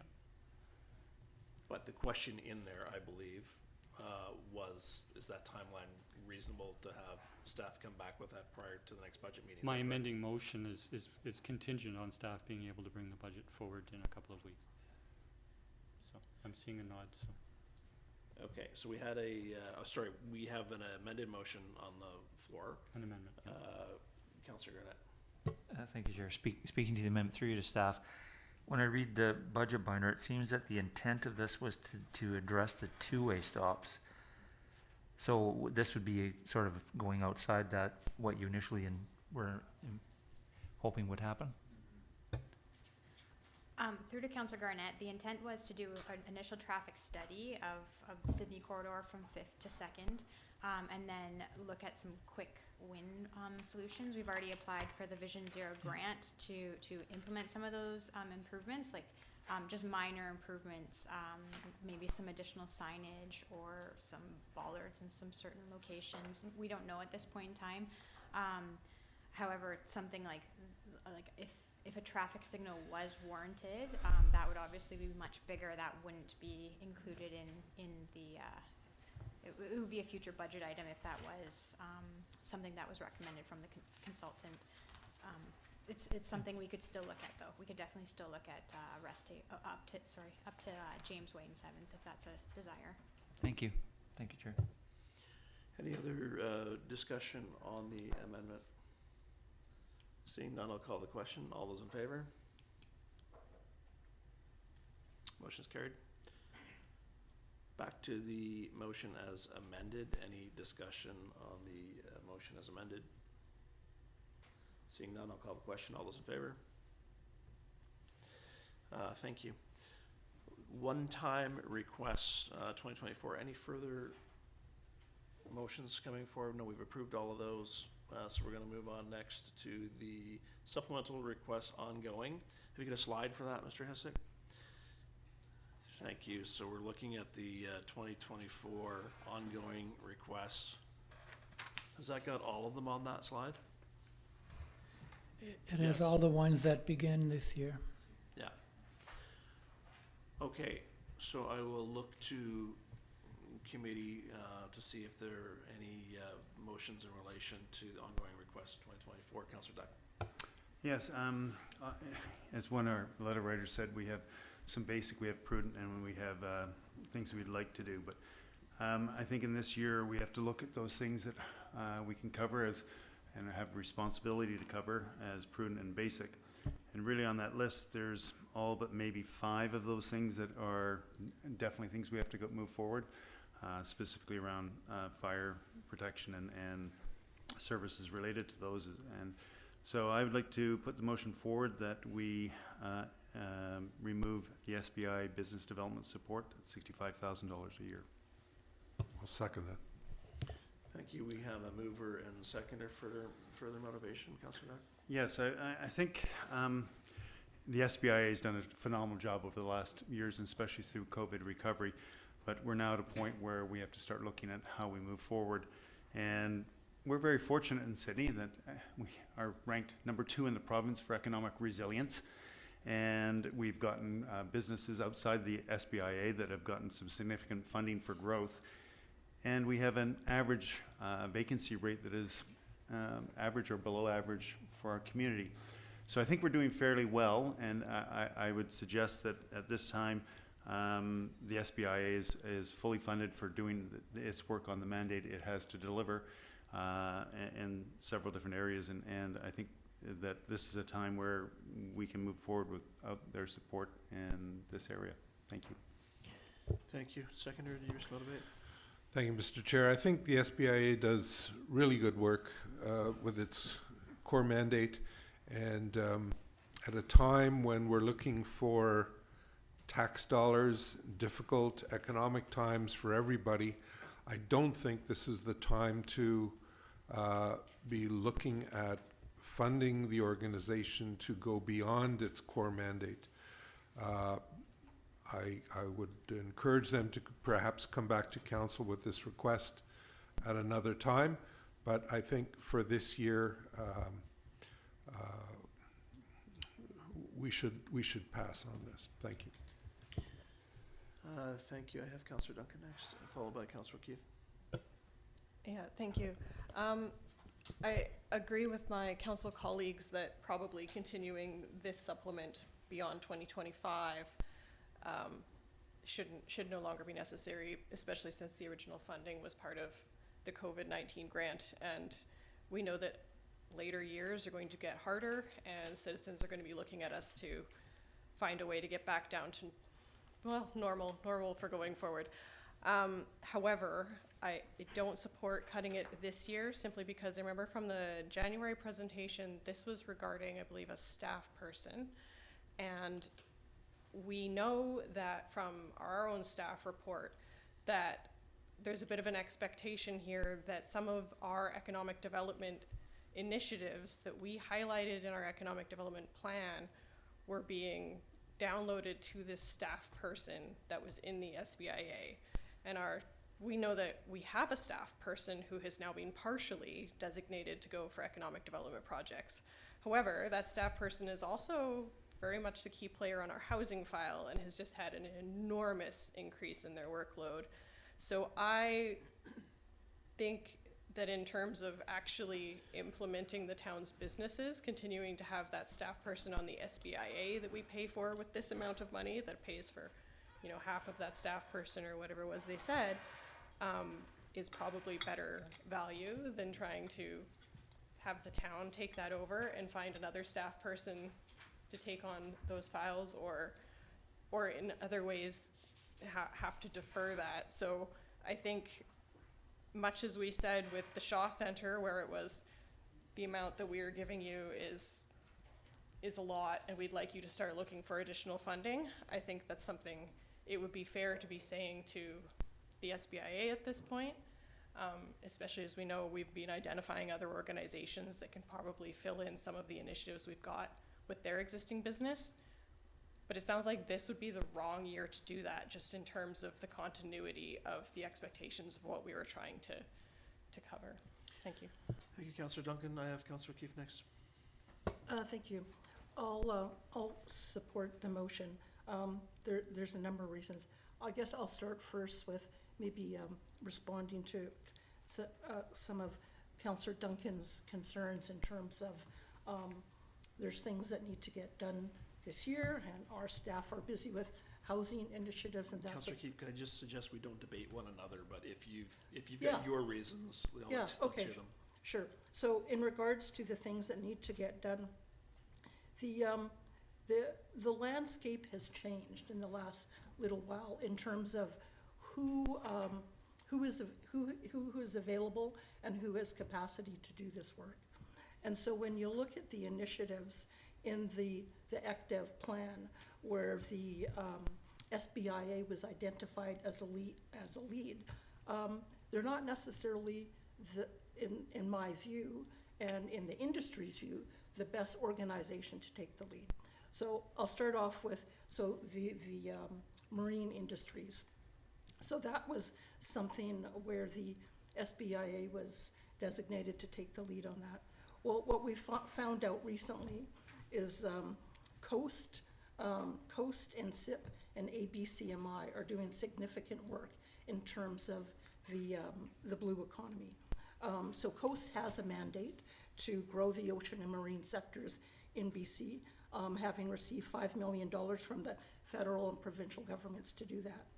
ABCMI is located in Sydney, and it's the go-to organization for the marine sector.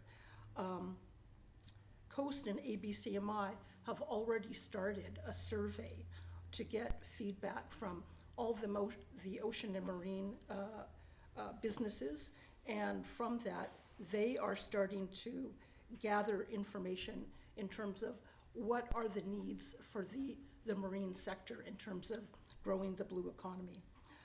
SIP and ABCMI are also developing a local industry profile for the marine sector. That was one of the things in our ECDEV plan. They're also creating a map of ocean and marine assets. That was another thing that was part of what we were going to do. They're also creating a registry of all businesses in that sector. They both, Coast, ABCMI, and actually Sydney Breakfast Club host regular networking events for the sector. They have educational events. They're well connected. In the report that Councillor Duck and myself provided, was it last week? A couple weeks ago, about these different initiatives. And we asked SIP, okay, you're doing all this stuff to do with the blue economy. What do we need to do now? We don't need to do anything right now, and neither does the SBIA, because they are doing that heavy lifting for us. And so the plan is, after Coast and ABCMI and SIP do that legwork, they will communicate that through our council liaison, say, here's what it looks like, here's how Sydney might contribute. Most of the things in the blue economy strategy are covered off already by these organizations. The things that I think that we might see from that eventually, in terms of what we would actually do, would be more land use type things. Like what I hear from them most commonly is access to industrial lands. So land use provisions and access to water are things that they're interested. So in terms of that whole chunk of marine stuff, nothing needs to be done by the BIA or us this year. The other aspect of it is workforce development and workforce inclusivity. And in their proposal, the BIA makes reference to expanding different programs like JET and SWEET and the job fair.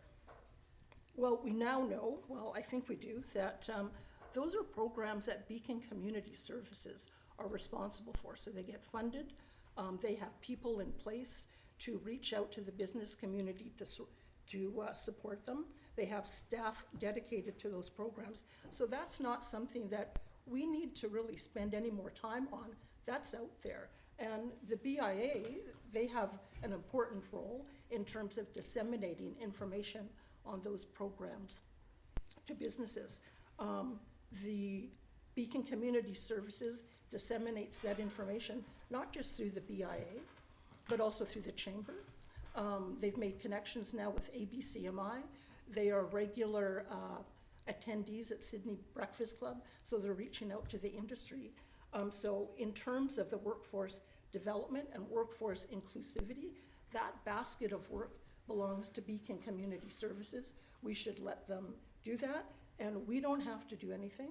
The BIA doesn't need to do anything except continue to provide the information to their members. In terms of business retention and expansion, the BRE activities, so this is a low priority thing. We don't need to do anything with this year. Current businesses are in fact having trouble expanding because the main thing for them is housing. And we've heard that when we looked at our strategy, when we looked at the proposal from what the BIA came back with in terms of what are the high priority things for business, it's housing. And so it's kind of doesn't make sense to engage in putting a business retention and expansion strategy in place until we've addressed the underlying core issue for businesses, which is housing. So I would say that's something none of us need to do anything about this year. Let staff work on the housing thing. In regards on that topic, SIP has also said they have tools that are available. They're trying to take a more regional approach to economic development. So the preference would be that there would be some sort of BRE tools that would be common throughout the sector. So we don't need to do anything with that. In terms of visitor economy, that is something that I think the BIA is well positioned. I mean, that's their thing. Their mandate is to bring more people to Sydney and get more footsteps. They're already engaged in tourism activities. However, so I think those things that were identified in the plan in terms of having themed travel itineraries, forging connections with Destination Victoria, those are good things to do. However, we already give them $70,000 a year to handle our visitor economy. So I don't think we need to put any further investment into that. In terms of the, okay, covered that. I think, and I guess the other thing I think they were mentioning was in terms of the research. We already pay money to SIP, right? And they've got, they're plugged into significant research engines that they have, so that's available to us. We know that they're working on our community profile that will incorporate those things. So nothing to be done on that aspect. So I guess in summary, I think the SBIA their strength is supporting the downtown sector. And that sector has fared very well because of them. And we've had a really good relationship with them, and I think that will continue. However, I think in moving forward with our ECDEV plan, we have to expand our capacity by building relationships with other organizations outside of the SBIA. We're starting to do that now with COAST, with SIP, with ABCMI. For this year, I think we don't have to do a whole lot with the ECDEV except let staff focus on the housing aspects. If there's a few minor things that they can do internally regarding our website, go ahead and do that. But I don't think we need to invest in this now or in next year's. I'll just leave it at that for now. Thanks. Thank you. I will just pause on one point to clarify, and I'll then look for other speakers because I've exhausted the list. I've got you next then, Mayor McNeil-Smith. I'm not looking to enter a debate here with Councillor O'Keefe, and I'm not going to entertain a response other than one from staff. The statement that these career fairs are the responsibility of Beacon Community Services, I don't concur with that, and so I'm just seeking staff's clarification on that statement.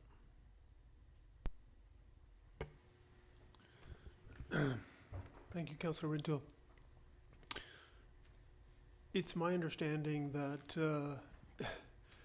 it's been a collaborative effort between the SBI and Beacon Community Services. It's my understanding that the career fair has been going on for, this would be the third year this year, in year 2 years ago, the career fair was organized by the SBIA, and they funded it entirely, but worked with Beacon Community Services on that. In its second year, there was shared funding between the SBIA and Beacon Community Services. I believe Beacon Community Services received a grant for it. But it's always been my understanding that the SBIA has taken a leadership role, but collaborated with Beacon Community Services with respect to the career fair. Also, with respect to the SBIA's funding request, the $65,000, that the career fair organization or funding for that is part of that funding for the SBIA. So it's my understanding we've received a funding request from Beacon Community Services for, I believe, $16,000. We have reached out to senior management in Beacon Community Services for additional information regarding that request, and we haven't received that to date. But if council were to fund both of those elements, basically council would be paying basically double the cost, or double the cost for the career fair, because number one, it's already part of the $65,000, but then you have the additional $16,000 that Beacon Community Services is requesting. So I hope that provides a bit of clarity, but be happy to provide more. Thank you.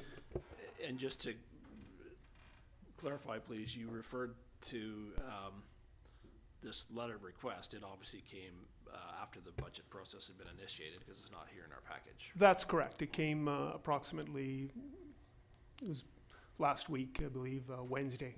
Thank you. Thank you. I have Councillor McNeil, or excuse me, Mayor McNeil Smith next. Can I provide clarity? No. Okay, I'll wait. There's more info to come on that. Thank you, Chair. I don't support the motion to remove the SBI Business Development Support. We know the history in terms of the SBIA coming to council still in the depths of the COVID in 2021, and council approved funding of $60,000 in 2021, 2022, and 2023, $60,000 in each of those 3 years. We know that that money was funded from the COVID restart funds.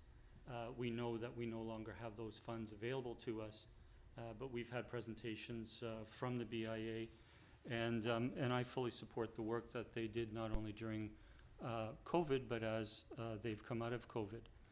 I heard on the news today, and I've just Googled it so I get the percentage rate. I think this was just in today's news or yesterday's news, that business insolvencies in Canada rose by 41.4% in 2023. It's a factor in the economic conditions, inflation, all the other costs that we've seen.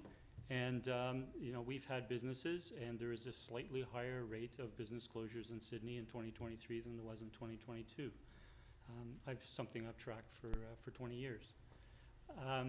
So the in terms of the different components of the work that are in the BIA's proposal going forward, the first thing I want to indicate or restate, because we've stated in the past, is we spent a considerable sum and process in developing an economic development plan, which we have approved, and a lead partner in the economic development plan is the BIA.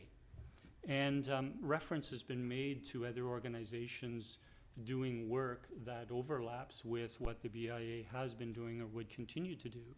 And that's always been the case. And take the example of the Restaurant Associations of BC.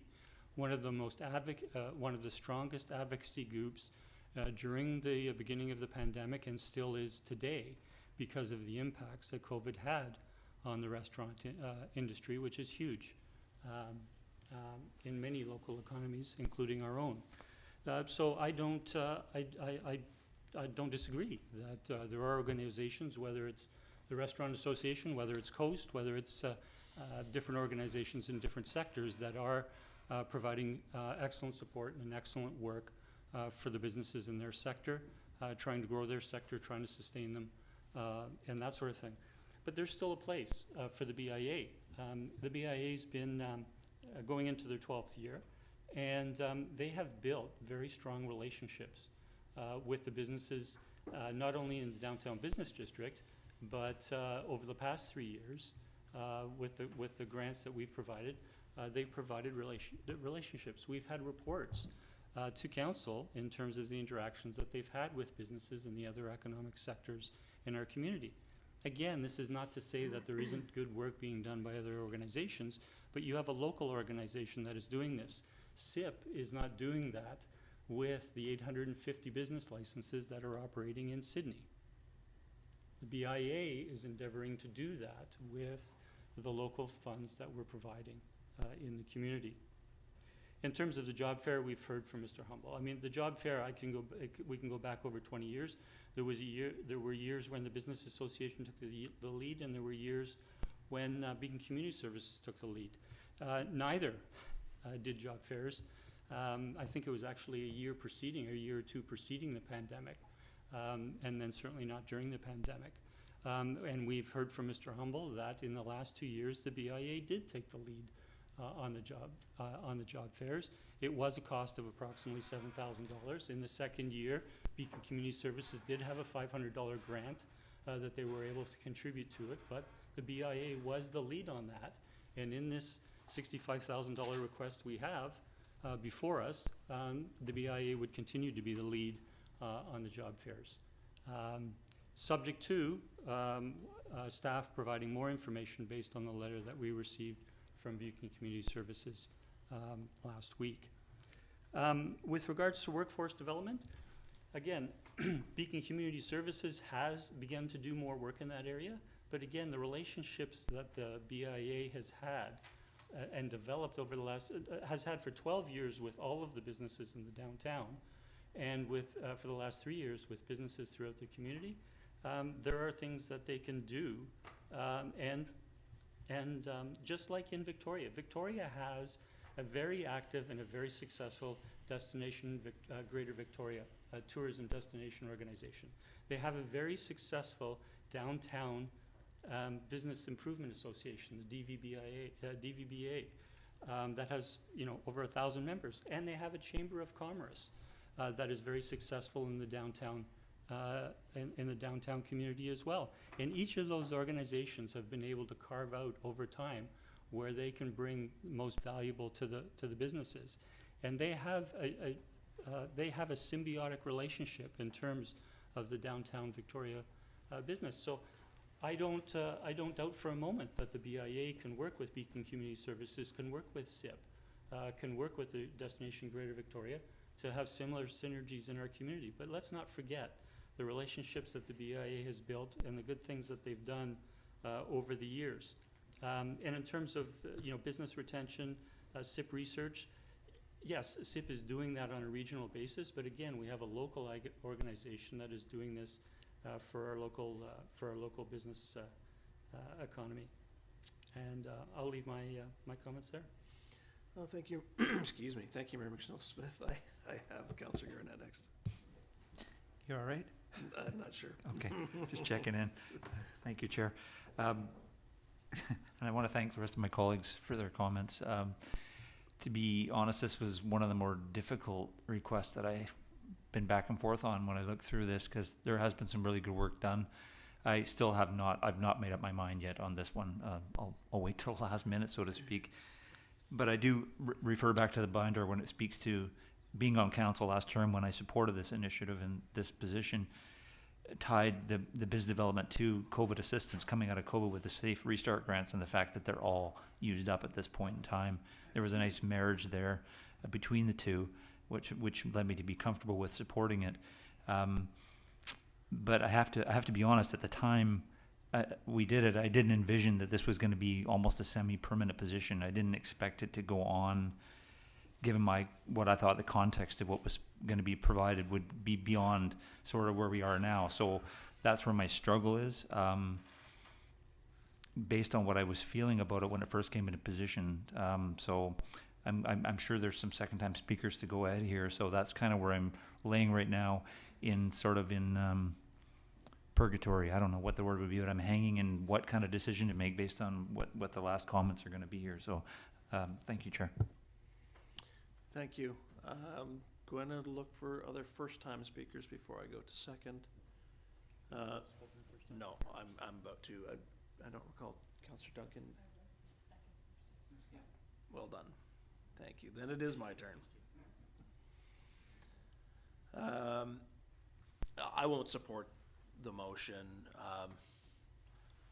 I recognize the work, that this capacity, this position has completed over the course of recent years, as has been acknowledged certainly by others. And I think going forward, it might, in my mind, it would be very, very challenging without this partner in this role for our community to see the types of benefits that we hope to through our economic development plan. We all recognize, and it was evidenced in our strategic plan discussion earlier this evening, that staff, particularly the individual who's been sort of multitasked to deal with this file as well as with elements of the housing legislation the province has set down, and those very strict timelines that we'll be working to, that certainly in this year, and we're well into this year, that individual, I think, will be at above capacity if we were to have expectations for town staff to pick up some of these responsibilities. When we mention Sydney having been identified as a resilient community, and I think very fairly so, a lot of the credit needs to go to the SBIA, and it's the broad role it's filled.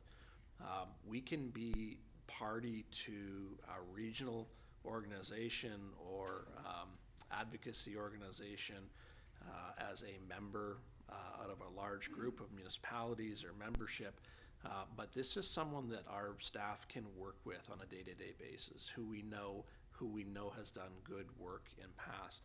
So I'm afraid we create a void if we leave this position vacant. And so I'll continue to not support the motion that's before us, and we'll pause with my comments there, looking to other now to second time speakers. I have Councillor Duck, Councillor Novak, and Councillor Duncan on that list. Thank you, Chair. I want to start by saying, let's keep in mind that the SBIA is well funded. They receive in excess of $400,000 to support visitor services and the businesses in the BIA area. In addition, all those businesses outside of the BIA mandated area have the ability to join as associate members, and they can take full advantage as an associate member of the services offered by the BIA. And the BIA's mandate is to increase footsteps in Sydney through marketing and promotion. So I'm hesitant to give them additional funding beyond, as Councillor Garnett so aptly pointed out, beyond funding that we had access to that is now depleted. And certainly they got us through a time then, but it is the most important thing we can do as a community, and the person responsible for that, who's the corner of the economic development, is contribute to housing. And housing is what's going to help with our businesses here. And in fact, the Chamber of Commerce just released its new policy paper. Has nothing to do with economic development. It's all focused on housing. And so we have our community director of planning that's going to be working on those housing mandates and housing policies as directed by the province. And that's the best way we can invest our funds into delivering economic development for our community in the next year, certainly, and maybe beyond that. I'll leave my comments at that. Thank you. Thank you, Councillor Duck. I have Councillor Novak and then Councillor Duncan. Thank you, Mr. Chair. I don't think anybody in this room or elsewhere has any doubt that the SBIA is a very valuable organization to this community. I don't think there's any doubt that they do a very good job at what they do and what their mandate is. And as Councillor Duck suggested, they are well-funded, extremely well-funded, considering the size of this community. One of the things that I recall from their presentation when they made it a few weeks ago was that one of the goals of adding this business development support module was to expand their mandate to the West Side Industrial Area and Harbor Road. At my last meeting with the Peninsula Chamber of Commerce executive, I asked him quite pointedly if this was something that those industries wanted. And he said exactly what Councillor Duck said, that if they want to join the SBIA, they have the ability to join as an associate member. But in general, there is no desire for them to join the SBIA. They have different goals, different aspects of their work that they wish to focus on. So I'm not sure what this $65,000 is going for. I know it goes to the business development manager, but I think the funding is already there for that position. And this was designed for them to cast a wider net, which is not necessary as per their representatives in the chamber. So again, I'll support this motion because at a time when our budgeting process is tight, at a time when we're looking at an 8-point-something% tax increase, and we're all desirous of getting this down,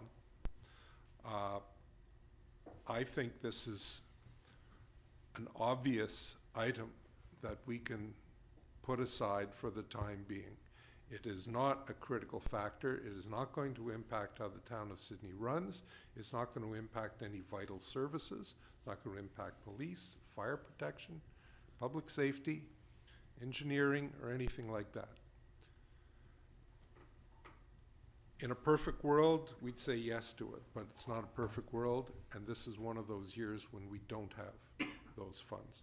So I'll continue to support this motion. Thank you. Thank you, Councillor Novak. I have Councillor Duncan, followed by Councillor Keith. Yeah, thank you. I'll be brief because I know everyone's already made up their mind and had made up their mind about this organization every year when we have these discussions before we come in. But I think it just needs to be clarified because I know, Councillor Garnett was the one who had not, was that the part of the COVID-19 restart grants was due to the fact that they needed the additional staff person to handle the volume of calls that they were getting regarding changes in the business environment and the requirements that were put upon them. And so part of the rationale for continuing to have that staff person was that those call volumes didn't really go down. We still have a large volume of people, and it's not necessarily, as I understand it, people who are within just the downtown SBI area who want to move into the town, who are calling the SBIA for advice about how to set up a business here. And we all know that conditions are changing constantly regarding setting up businesses. And so it's not the businesses who are currently here that are necessarily seeking their services. It's that they're still offering services to the businesses who wish to come into town.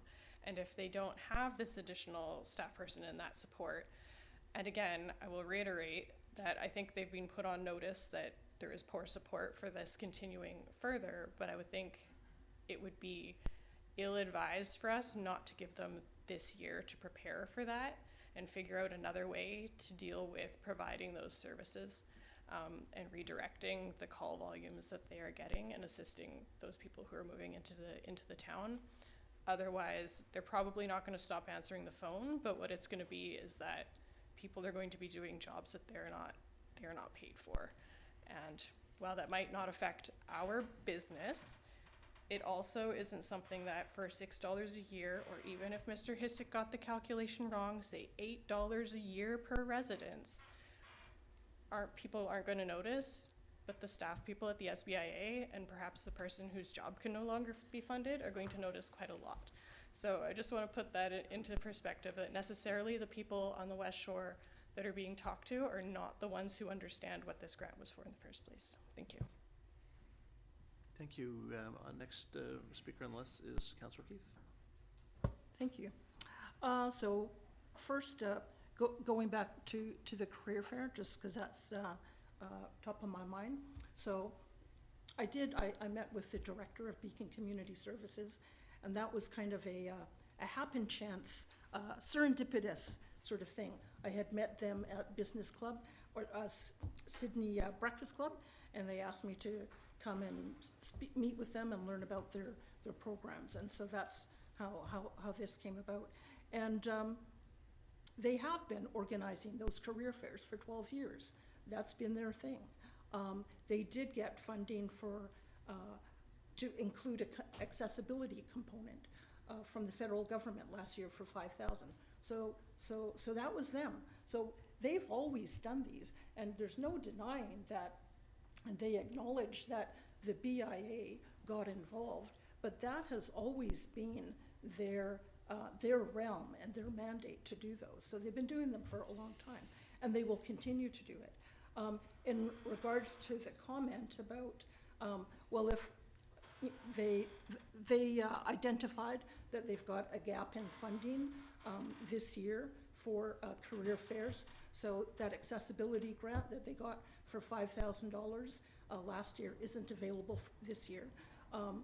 And they've got some other, had some other budget cutbacks. So that's why they're looking to come to us to get some additional funding. So and I can't remember what the amount is, was it 16,000 or whatever, I'm not sure. But that's still cheaper than paying $65,000 to the SBIA. It's good that they'll get involved. However, that's the mandate of Beacon Community Services, and we should support that. Just sort of getting back to the why we did an economic development strategy in the first place. One of the reasons you go through it is to identify who in the community, who are your stakeholders, and what are they involved in. And then when the plan comes back, it doesn't mean that the town has to carry out everything. You look at who is best situated to do certain things. And so that's why what I'm saying is Beacon Community Services has that chunk of work. That's their role, workforce development and career fairs. BIA has a role in that, but that role is disseminating information, same as the chamber. ABCMI is also going to be involved in that career fair, and their role will be disseminating that information out to their folks as well. In regards to, concern about there's going to be a big void here if we don't fund this, I don't see that that's the case. If you look through the plan and what we've got on the go, say in the coming years, as I said before, all those things are being covered off by other organizations. The fact, when I talked to a few folks at Business Club and Coast about the notion that we would give the Sydney BIA the lead in preparing a marine strategy, they were shocked that, and the question to me was, why would you put an organization that is focused on downtown retail and tourism, why would you give them the lead in terms of developing a strategy for the marine industry, that they're not connected? And the person from SIP that I talked to said, there's a big learning gap.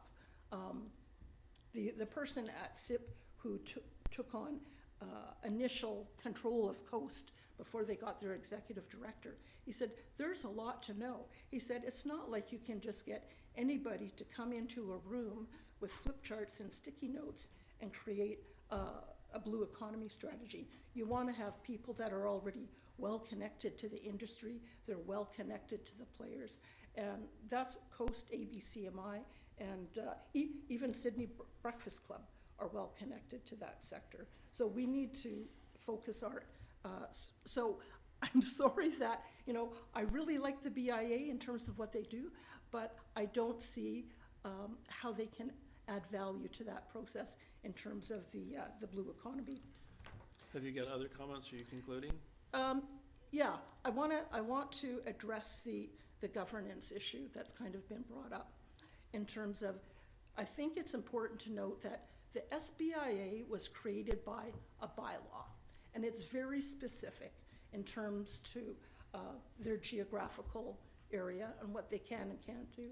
And as has been mentioned, if they want to go outside of that, if they want to expand their role, they should seek the input of those businesses. Because when I go to business, Sydney Breakfast Club, when I go to Coast events or SIP events, and I meet those people in those industries, the things they're talking to me about are land use issues, housing, access to water. They're not feeling that some of these things offered by the BIA are things that they are they're wanting. And I guess the final point is this position is funded 50% by the BIA and 50% by us. And that 50% funded by the BIA is funded by the businesses. The businesses have submitted a levy, and they and their board have decided that the business manager position and the value they bring is worth it to them. So what we're proposing to do is to use taxpayers' money to fund the position for activities, many of them, and as I've said before, not just related to the ACTIV strategy, but the networking things, giving them information about workforce development programs, training opportunities. Those are all basic run-of-the-mill things that taxpayers shouldn't be funding. And the BIA members don't expect taxpayers to fund them. They pay for that themselves, and that's within their purview to do so. So for us to use taxpayer money to fund our half a position that BIA members are already funding is it's not fair, and I think it falls outside of their mandate, which is covered by the bylaw. Thank you, Councillor Keefe. I have one other speaker on my list, and then I intend to call a question. I will check to see if there's any other second-time speakers before I do that. Mayor McNeil-Smith. Thank you, Chair. I won't repeat anything said earlier, just 2 points of, well, one of clarification and then one to make is with regards to associate members of the BIA, members outside the geographical boundaries of the downtown business improvement area can join as associate members for $350 a year. It does not entitle them to be voting members. It does entitle them to participate in some of the BIA initiatives. There are of the 250 businesses or so paying a levy through the property tax system that raises in excess of $350,000 a year. Businesses are paying upwards of many thousands of dollars. So an associate member doesn't participate nearly at the same level or get the same thing. With regards to fairness for using property tax dollars for this initiative, we are using property tax dollars in the grant for the BIA to run the Sydney Information Centre for the benefits of not only visitors but for the benefit of residents who host visitors and can get information there. So there is already good example of our council supporting and previous council supporting taxpayer support for economic development in a variety of ways. And I think that there isn't a mechanism currently, a suggestion that the BIA consider expanding to the other business districts. Knowing the history of business improvement associations dating back to the late 80s in British Columbia, originated in Toronto back in the 70s and is now a worldwide concept, is you don't extend the BIA to be the entire business community when you have the diversity of economic sectors that we have. That's well demonstrated in the 65 BIAs that we have in the province of British Columbia and BIAs elsewhere in the country. So it's not a feasible suggestion to that businesses who would want to participate that the BIA area should be expanded. Thank you. Thank you. Just looking to staff who have some comments before I call the question. I'll start with Mr. Humble. Thank you, Mr. Chair. I'll be very, very brief, and I said this before with respect to our economic development plan and the appointment of Mr. Newcomb with respect to our economic lead, in addition to his work as Director of Community Planning, that it was paramount that we look to our partner organizations as part of the economic development plan if we're going to make any progress beyond housing in our economic development strategy. And I'll go back to that statement that without the work of our partners, it's a plan. It's a plan that sits on the shelf and collects dust, other than housing. And I'll make that statement from an administrative perspective, that if council wants the advancement of our economic development strategy, that our partners are absolutely critical to that role. Thank you. Mr. Hissack. Thank you very much. My role is to provide factual information. I'll leave the politics to you, but just as a person responsible for levying the BIA organizations according to the bylaw, I face a difficult task in telling him that, thank you for your levy, you're going to subsidize services outside your geographic area. There is no doubt the BIA provides benefit outside the BIA area, and if the town doesn't pony up, then the organizations paying that levy are subsidizing the rest of the commercial sector. And as someone who has to collect that money and assure them that it's being used in the right way, I'm having a little bit of an issue.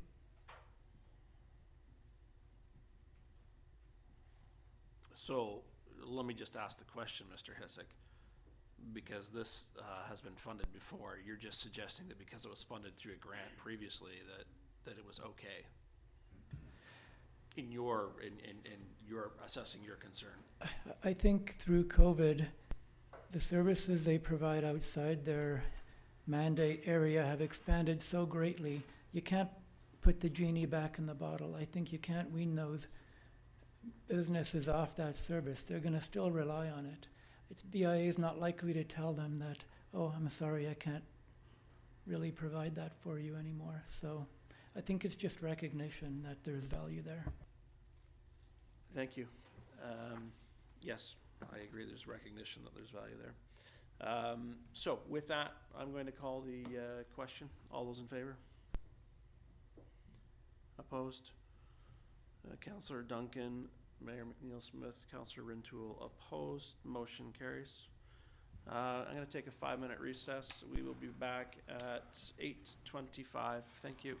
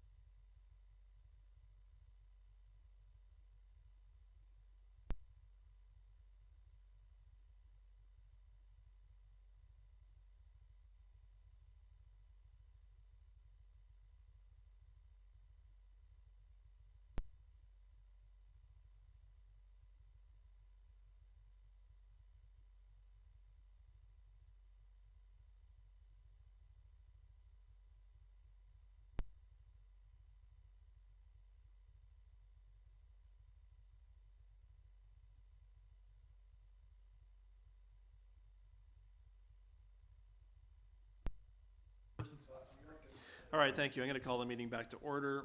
We're continuing with the supplemental requests ongoing 2024, looking to committee.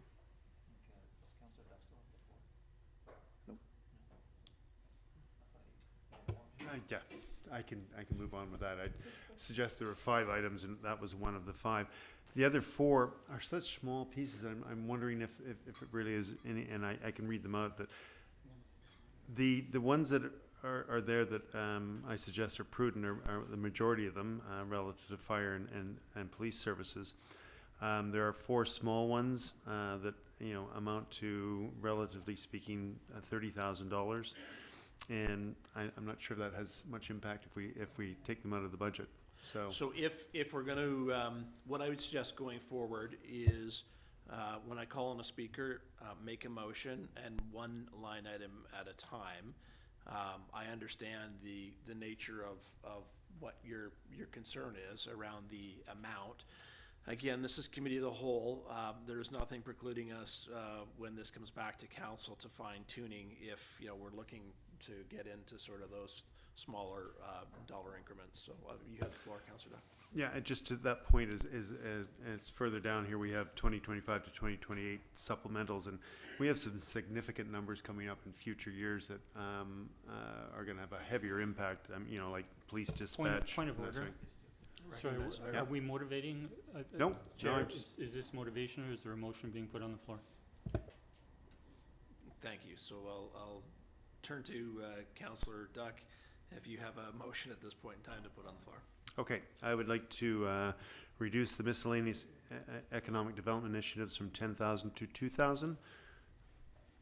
And just to clarify, is that for 2024? That's through the line Okay. until we need to increase it. Okay, I'll look for a seconder. Seeing none. Thank you, Councillor Duck. I will relinquish the floor based on the other ones. Thank you. Thank you. Councillor Garnett? Thank you, Chair, and every amount adds to something, so I'll move that we take out the increase in council conferences budget of $5,000. Thank you. And can I clarify this just for 2024? Yeah.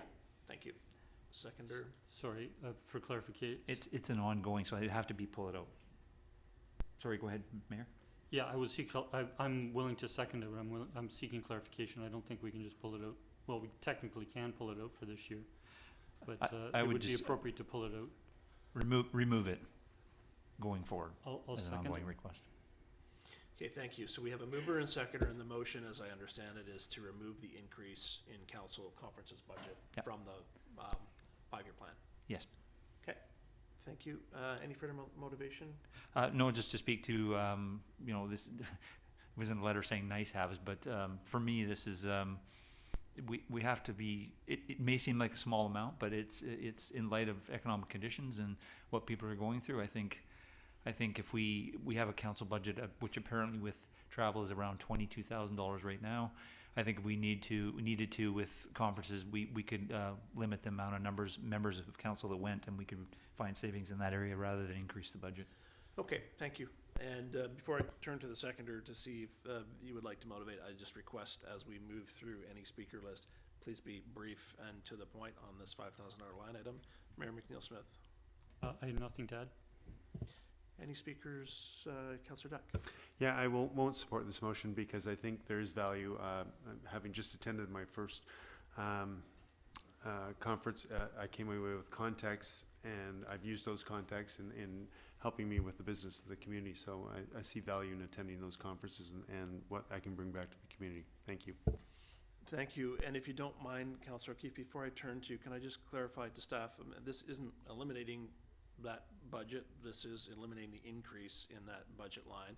Have we run over in this particular line that is the catalyst for this, or it's just supplemental ongoing? We did not run over last year, but I'm hearing that more councillors want to attend more conferences as per the initial indications to staff for this year. Thank you. Councillor O'Keefe, you're next. Okay, I think that might have, I had a question about,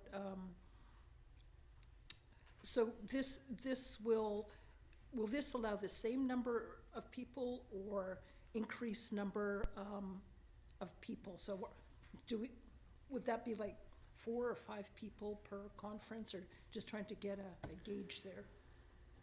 Typically, it allows 3 to 4 for UBCM, not as many as Right, seem to want to go this year. okay. And I guess I'll support the motion. I mean, like Councillor Duck, I'll say that I think that going to these things has a huge amount of value. AVICC and UBCM, I feel when I go to them, I learn so much. I feel like I can make more informed decisions. It's also an opportunity to hear what other municipalities are doing, making connections with other councillors, so that you can follow up with them at some other point to find out what you guys are doing about this or that. Having said that, though, you know, I don't think we all need to go. I've had more than my share of participating at these things, and if it came down to it that we had to cut back on people going to, if everybody wanted to go to AVICC, I would be happy to step back and let a colleague go who hasn't attended before. And there's always an opportunity for us to bring back, whoever goes, to bring back information and highlights. So, and yeah, it's a small amount, but I agree that in a climate where everybody's tightening their belt, you know, it's every little bit counts. And I think it also sets a tone in terms of the degree that we how we approach a budget, and that just because it's only whatever amounts to 50 cents per taxpayer per year, it shows that we're putting some scrutiny and diligence into looking at these things. So I'll support the motion. Thank you, Councillor O'Keefe. Councillor Novak. Thank you, Mr. Chair. I don't support the motion. However, I will be voting for it this year because I think we can afford to let this $5,000 go for this particular year for the simple reason that AVIC is in Victoria and there's no need for overnight accommodation of any substantial amounts.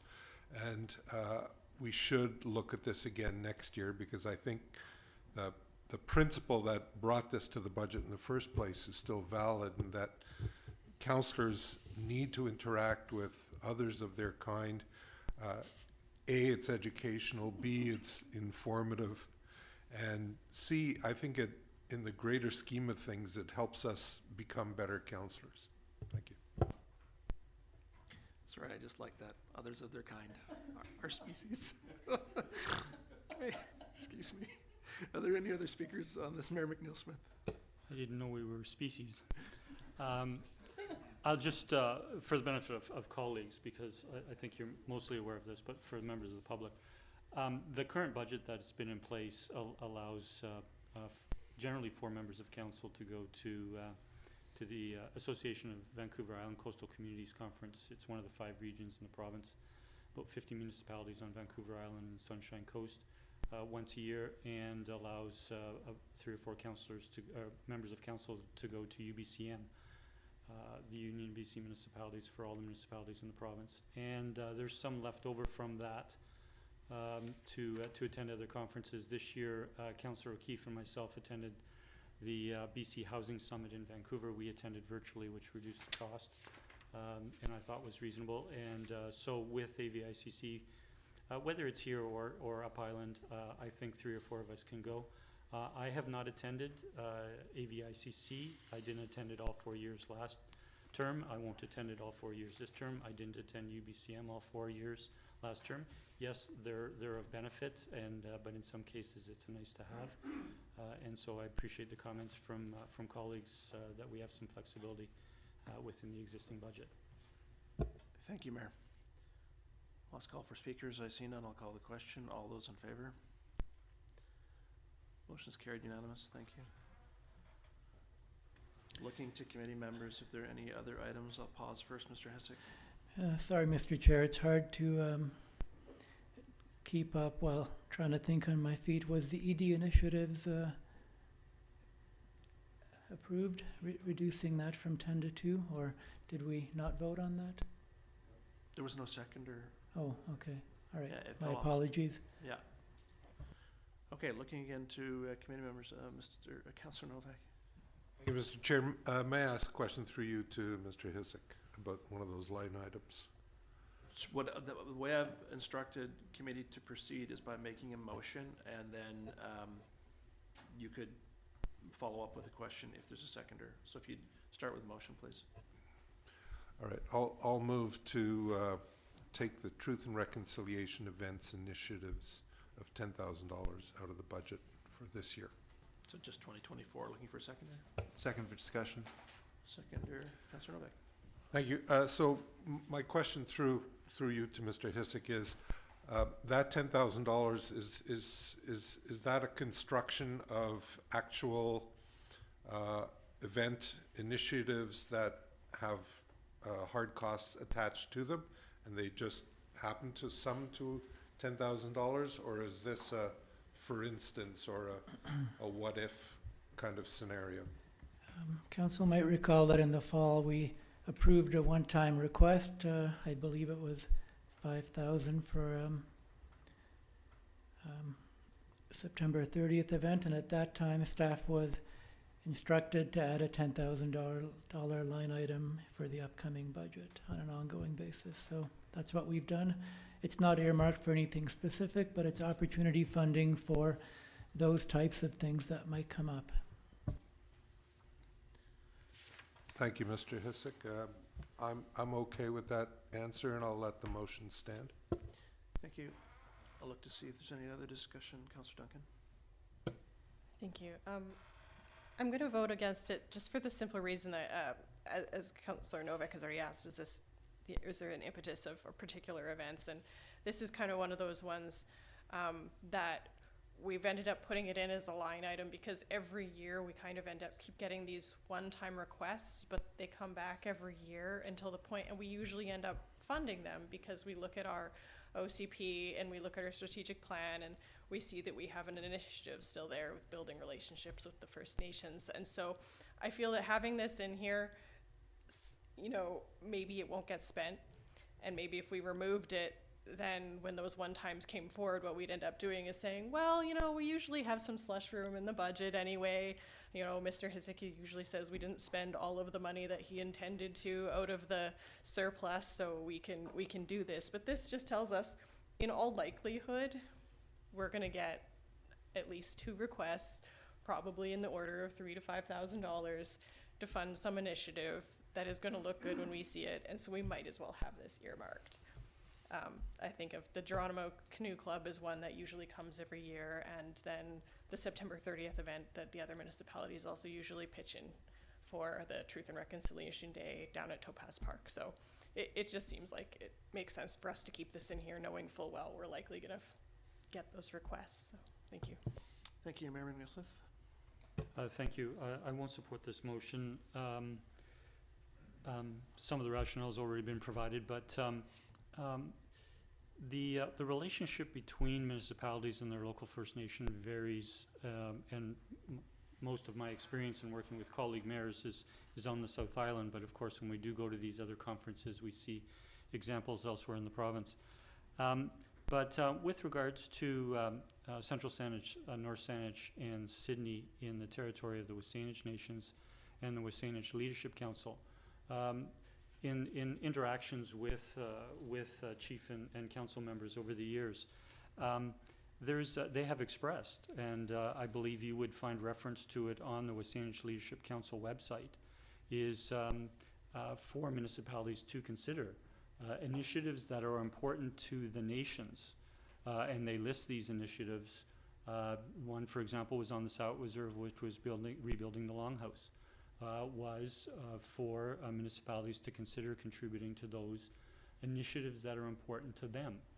They will not always come forward making a request. Yes, we did have a request with regards to the Geronimo Canoe. event.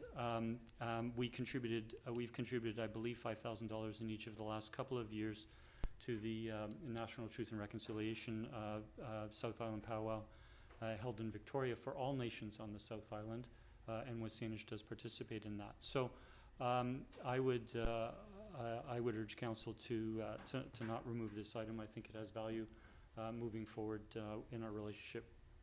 Thank you. Last call for any speakers. Councillor Keith, briefly, please. Thank you.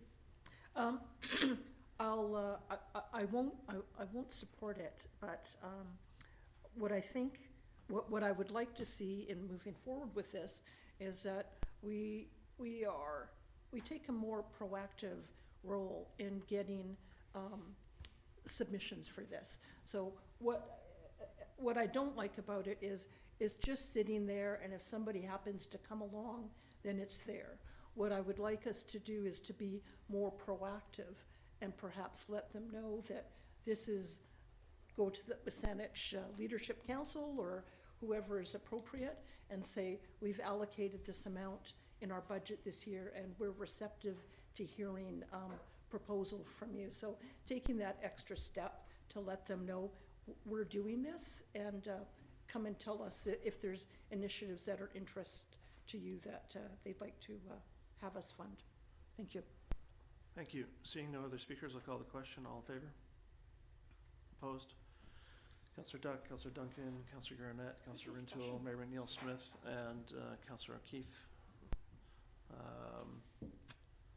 Motion is not carried, and I will turn to committee to see if there's any others. Councillor Duck? Yeah, I'd make a motion to delete the extending Sydney Days fireworks by 5 minutes. Mr. Seconder? Second? Thank you. Weaver? This is $1,000 a minute for one day of the year, and I'm not sure that there's good value in that to the citizens. I realize it's a celebration, and we do have fireworks already, but $1,000 a minute for 5 minutes of the year, I don't think is good return on a taxpayer dollar. Thank you. Thank you. And can I just clarify, the intent behind that was to remove it from the full financial plan Correct. over 5 years? Yep, correct. Thank you. Seconder? Yeah, thank you. It seems grinchy because it's such a small amount. At the same time, I know that What? She did second it. that increasingly we have community groups that come forward that would wish that we would ban fireworks altogether because of the effect on wildlife. Other municipalities have said, you know, that they're concerned about the pollution effects of the heavy metals that are in fireworks.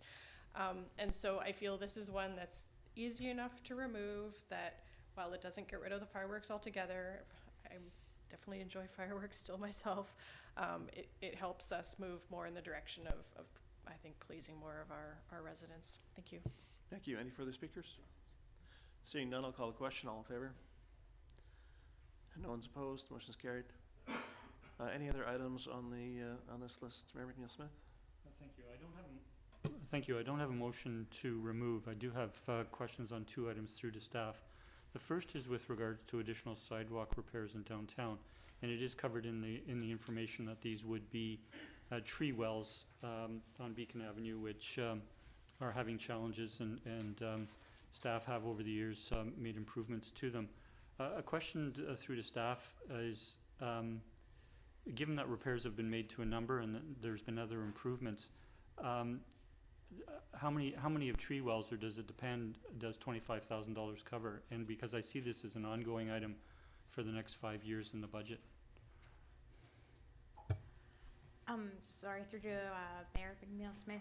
There's a separate budget item for tree wells in the downtown. This is actually to deal with sidewalk issues that may have been caused by tree roots. The town does have a risk management policy that deals with lips in sidewalks. However, it doesn't deal with undulating sidewalks as a result of tree roots. So this is to deal with those undulating sidewalks where if we want to keep trees in our downtown and want to keep maintaining the existing trees that are there, we have to fund the repair of the sidewalks. Thank you. Apologies.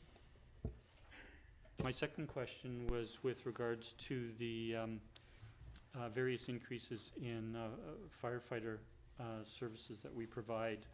And I want to thank Mr. Hissick and the Chief for the very detailed report that we received outlining the changes in 5 different areas for the fire department, and I do support them. But in the one of the question I have is I just want to turn to it here.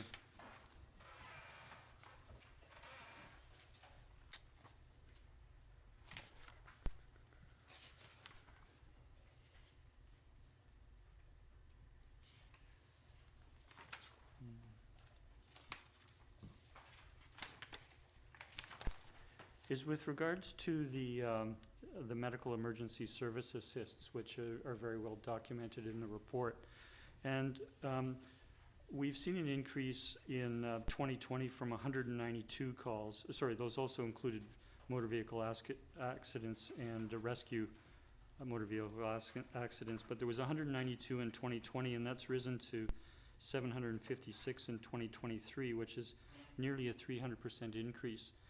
And the question is the report indicates that there are different types of MESA calls, and that our fire department has some discretion in response to them. Is it a case that there is actually more calls to 911 for medical emergency, or is it that we have changed over the 4 years and we're responding to more? And a second question is there instances, if there is an ambulance readily available to call out, would the fire department not respond? Do those communications exist? So, through the chair to Mayor McNeil-Smith, the answer to your first question in specific to 2020 and the much lower number of MESA calls than we're currently facing, that was a function of COVID, and in respect that we were dealing with PPE shortages. So instead of burning PPE for a fire response, a basic life support ambulance response, and an advanced life support ambulance response, they downsized the response to conserve PPE. So there was a dramatic decrease in resources that were sent to COVID calls. Number one was to limit the exposure to first responders, and number two, to limit PPE, which was obviously there was a worldwide shortage. So that's the rationale for the great disparity in call volume from 2020 to what we're currently facing. The answer to your second question is there's been no change in the call types that we've attended for at least 6 or 7 years. So any increases has simply been a function of increased volume, population, and the like. In respect to your last question, if there is an ambulance, you will see times when we both leave the CSB at the same time. Those are only for calls of a very high acuity nature, overdose, cardiac arrest, or some other kind of serious problem where many hands will make light work and will benefit the patient outcome more times than not. So I hope that answers the question. Yes, thank you. If I may follow up, Chair, is at the beginning of the report, it indicates that some of the increase is driven by medical first response call due to shortages within the provincial ambulance service. So if the provincial ambulance service was to increase and there was greater service in Sydney, would you expect, or would you be able to forecast that the fire department would be responding to fewer calls? Again, through the chair to the mayor, the answer would be no.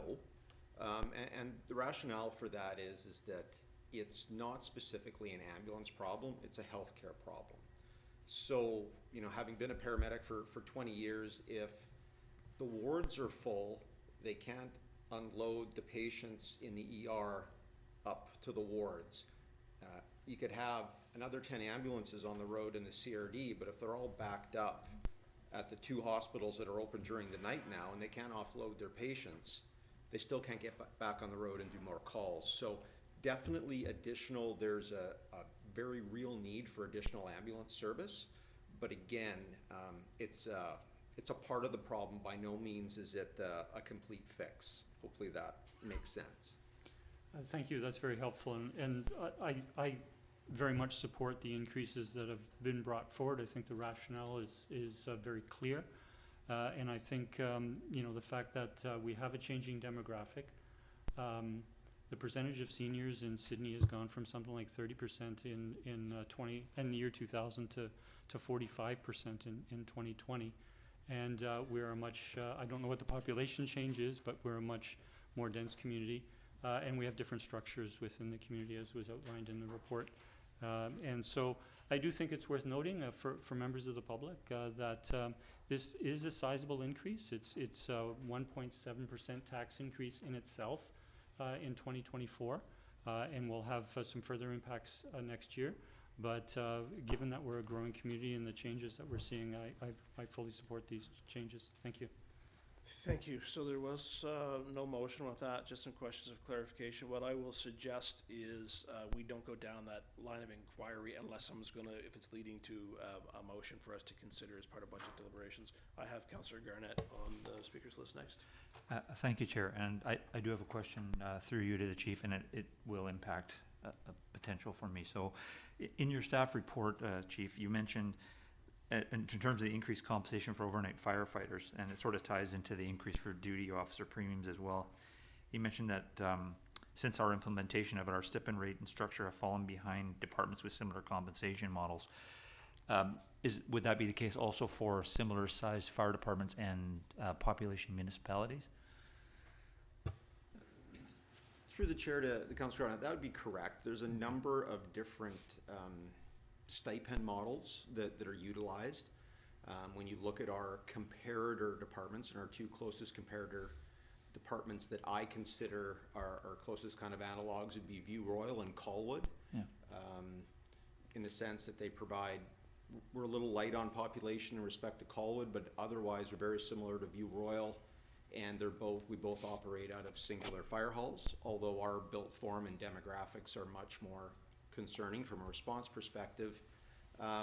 Whether it be Langford or North Saanich or Sydney, they range anywhere from $150 a night to $270 to $300 a night, depending on a number of factors. On the West Shore, there's more of a model of there's a base rate you're paid to be overnight, and then you're paid kind of a per call basis on top of that.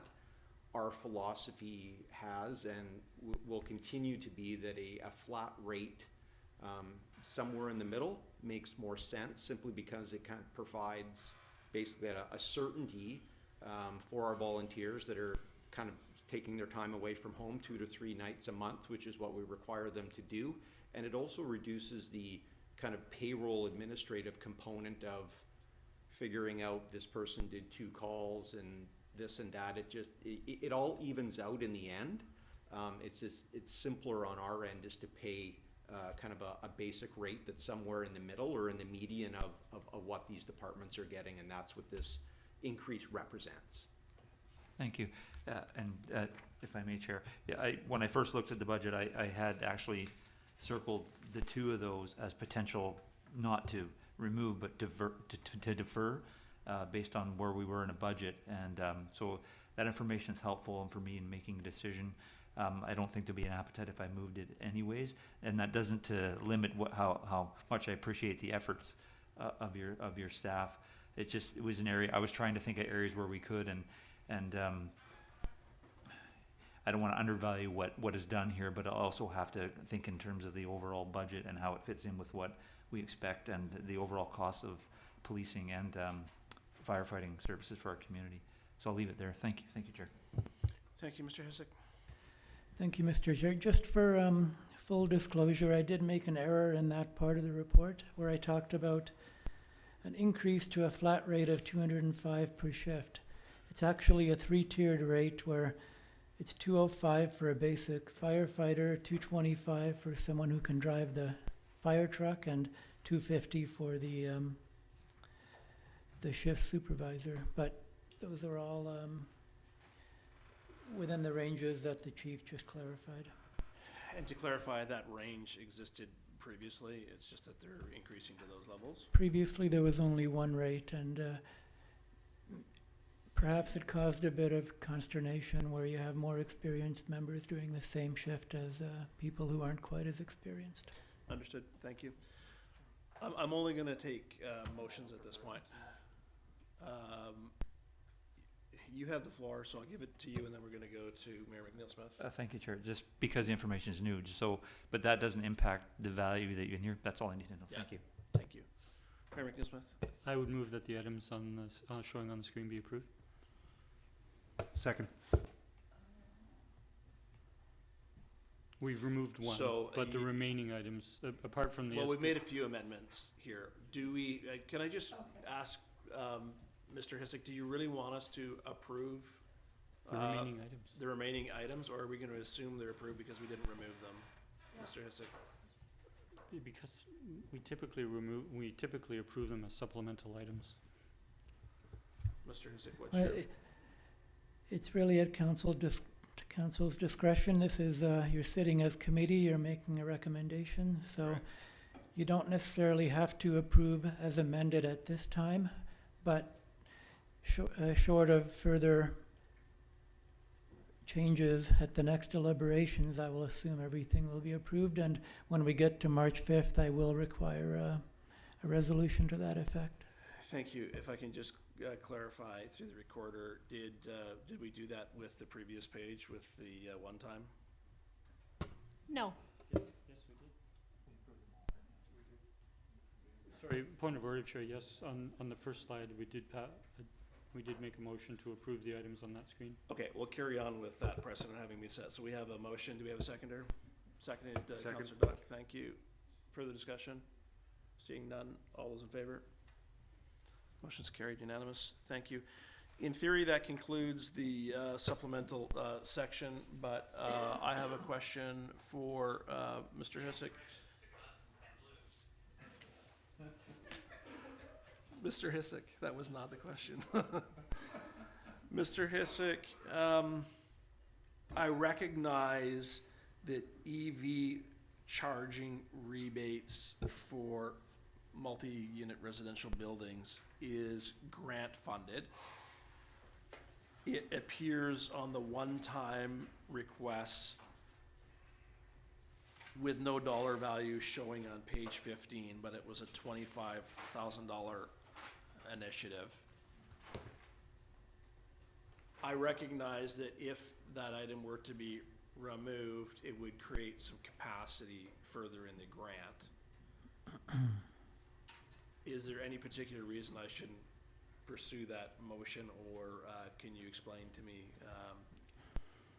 if anything I've summarized there is inaccurate?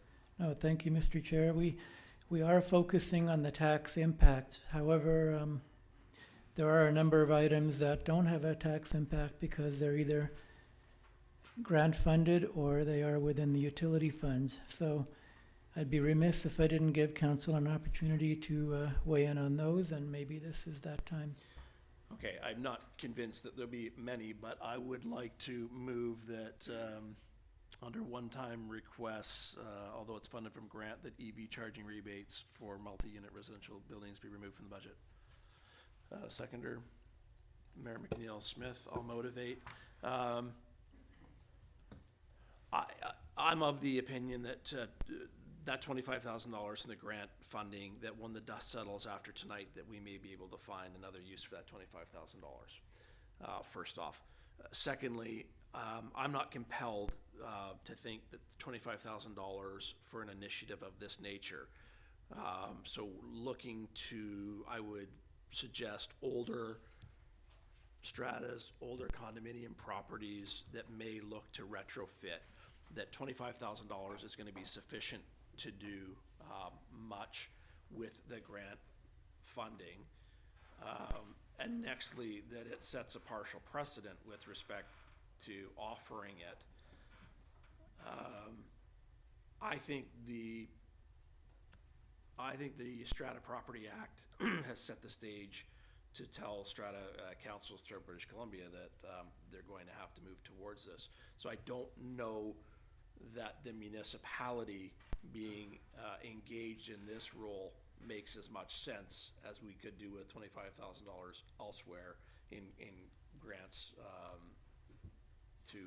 to help, as opposed to this suggestion. So I'll leave my comments there. I'll look to the seconder to see if you have any comments. Yeah, thank you, Chair. A question through to staff, and apologize that I didn't have this in advance of the meeting. But would staff have an indication of how many EV chargers, or the retrofitting, how many $25,000 would provide?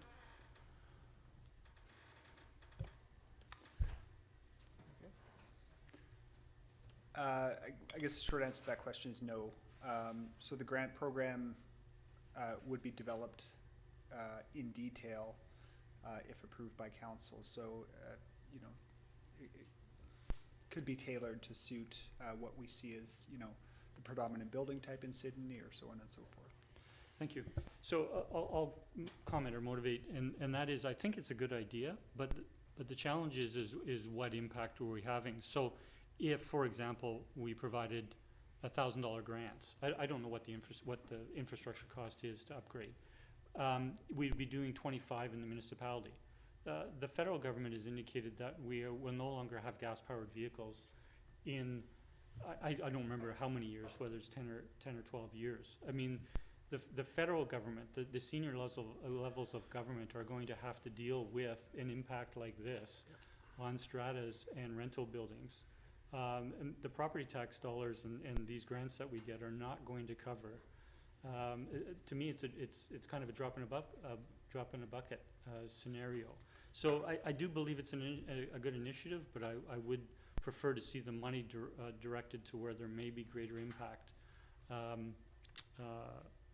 elsewhere. Thank you. Thank you. Further discussion, Councillor Keith. Thank you. I'll support the motion. I also thought that, I mean, one thing that comes to my mind is we don't provide funding for people in their private residences to have an EV charging station. We wouldn't provide funding for that. So this is something that property owners who have the financial wherewithal to purchase an EV charging station, I don't think they need our assistance. So that's one reason. And as Councillor Rentoul says, there's other things related to climate action that I think we would be getting more bang for our buck out of something like this. I'm looking, there's a couple of things that are currently tax funded that I think we could divert that $25,000 to if we wanted to do that. So I'll support the motion. Thank you. Last call for any discussion. Seeing none, I'll call the question. All in favor? Motion's carried, unanimous. Thank you very much. Looking around the table, any other items with respect to supplemental before we move on? Councillor Keith? On motion? I need to ask a question. Sorry. Make it brief, please. So what I'm wondering is, in regards to the ongoing supplementals from 2025 onwards, are we, if we don't pull them out, are they approved for next year, or do we get a chance? You get a chance. Okay. Okay, that's fine then. Mr. Hissick, did I misspeak? No, you didn't, Mr. Chair. However, there is one that made a specific request for consideration this year, and that was the Shaw Center. They recently presented, and part of that update was a specific request that we consider them for ongoing funding beyond the 2025 commitment. Now, it doesn't necessarily need to be approved today, but if council saw fit to provide that assurance, I'm sure they would appreciate it. But to clarify, Mr. Hissick, that comes into effect in the 2026 budget. That's right, because that's the first year beyond what council previously committed to. Okay, so I am reluctant to go down that road this evening, given where we're at on the calendar, and we're stuck on this page on the screen. If someone wants to motivate the chair to allow this discussion, please go ahead. Seeing none, thank you, Mr. Hissick. Next page.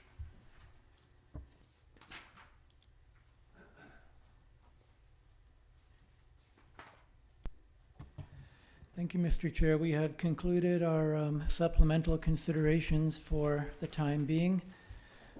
Before we move on to capital, I wanted to ask if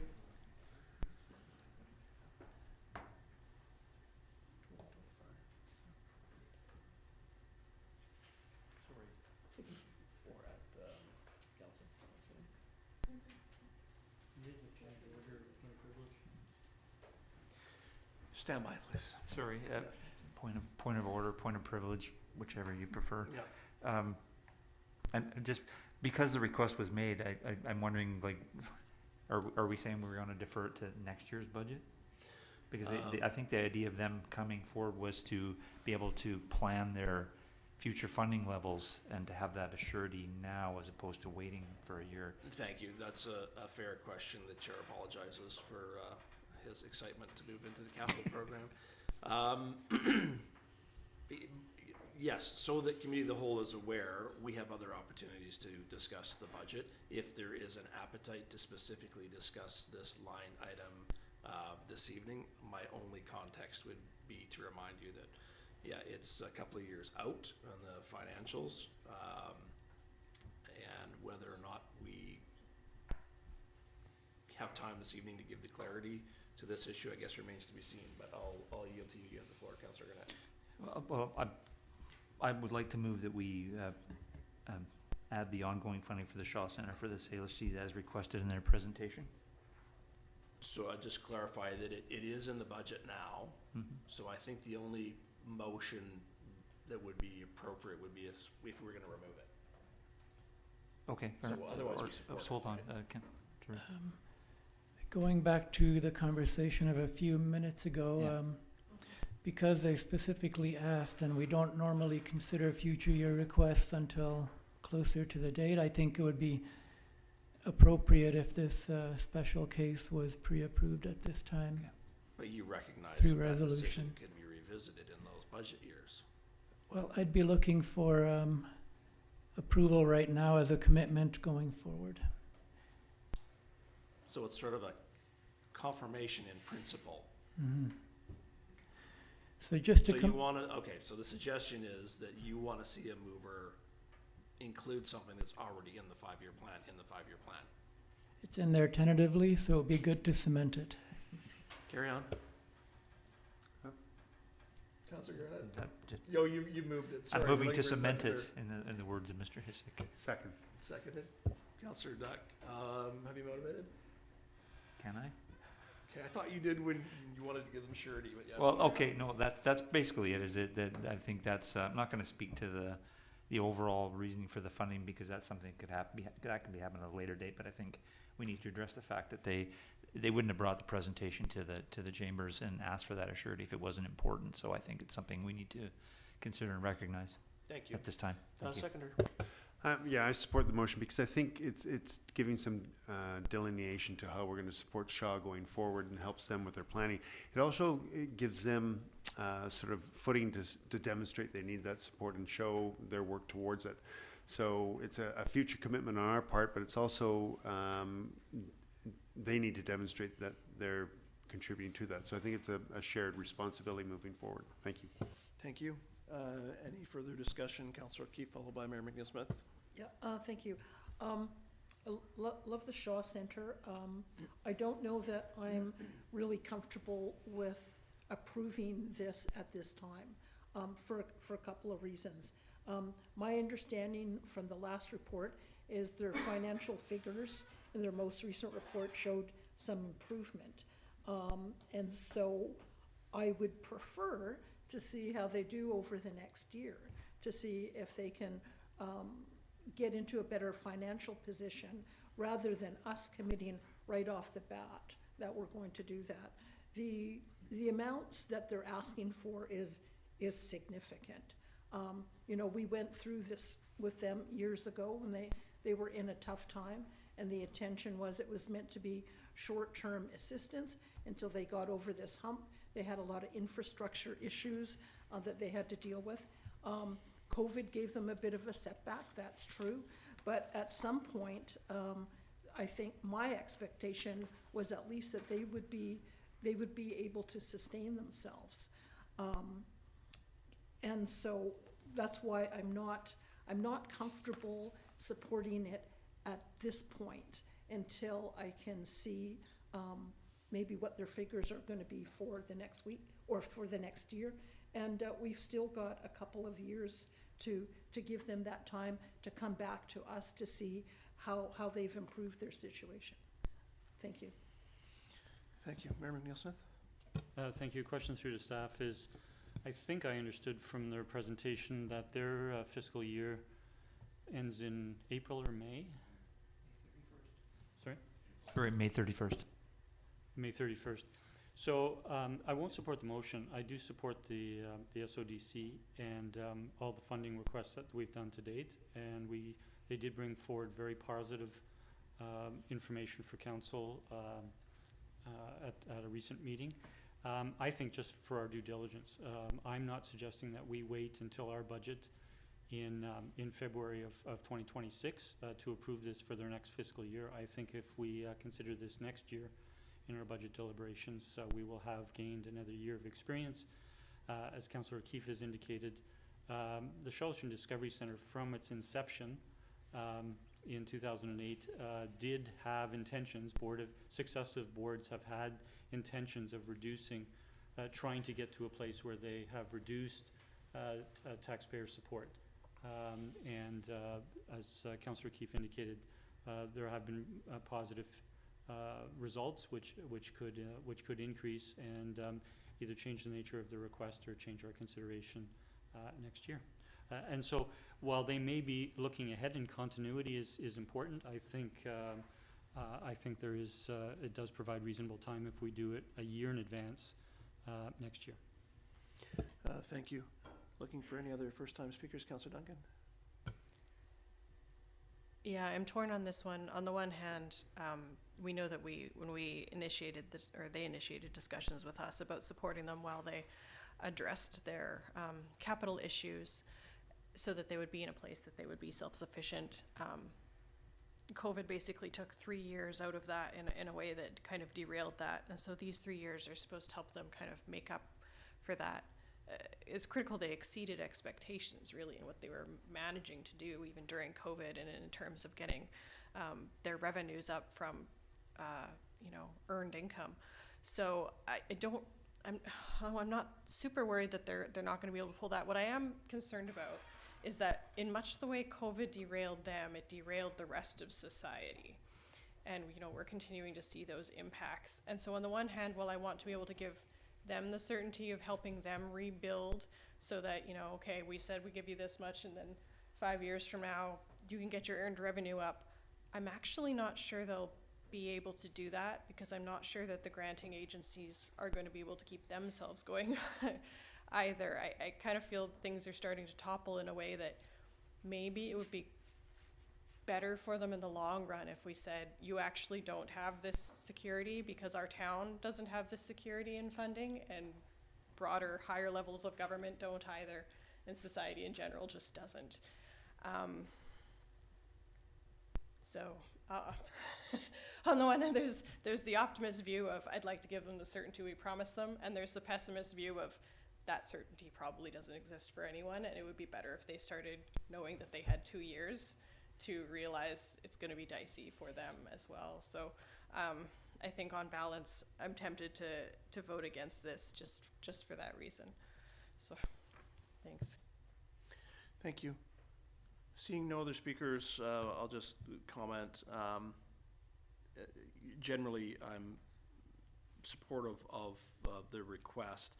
However, in keeping with some of the suggestions colleagues made, that it would be perhaps prudent to take a look at sort of future financial results and address this as part of the 2025 budget deliberations. I would be more comfortable with that. So I won't intend to support the motion at this point. Councillor Duck. Yeah, I think it's just, again, it's giving some direction to them to give them some support down the road. As has been indicated, anything in future budgets can be changed at that time. But I think it's important to give the message. Waiting a year is not going to help them in their planning. And to Councillor Duncan's point, yeah, if we give them some indication, they still have to perform. And I think that if we're there to at least give them a landing place that they feel comfortable in planning around, they know they can exceed that, then that's great, but at least gives them the backing, the planned backing of the town. We're not promising it, we're just giving them an indication that we'll offer that support down the road and hope that they can not need it. Thank you. Thank you, Councillor Duck. Any further discussion? Seeing none, I'll call the question. All in favor?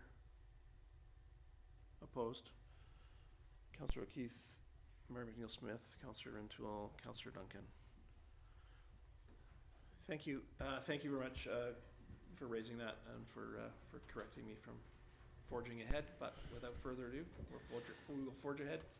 Thank you. This is the opportunity for council to consider the operating budget prior to moving on to capital. I think there were a couple of potential motions to that effect. And if there are any other questions about the operating budget, we're here to respond. Sorry, if I can call a point of privilege, Chair? Mayor McNeil-Smith. Just in terms of our process, we have the operating budget to review, we have the capital budgets to review, and we have consideration of reducing the tax impacts from using surplus for the CAO transition and the climate action and any others that council members may have.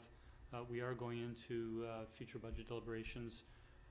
We would normally only meet until 10 p.m. before extending a resolution, and generally we've been desirable of concluding by 10 p.m. So I would like to have a discussion at some point to do either the operating or the capital, but also to have a discussion on those earlier points with regards to surplus and the climate action. So I'll leave that to you, Chair. Okay, so let's, thank you for that. Let's try and get through, excuse me, operating, and then we'll turn to those questions from earlier that Mr. Hisik had posed, if that sounds agreeable to committee. Councillor Duck, I did have you.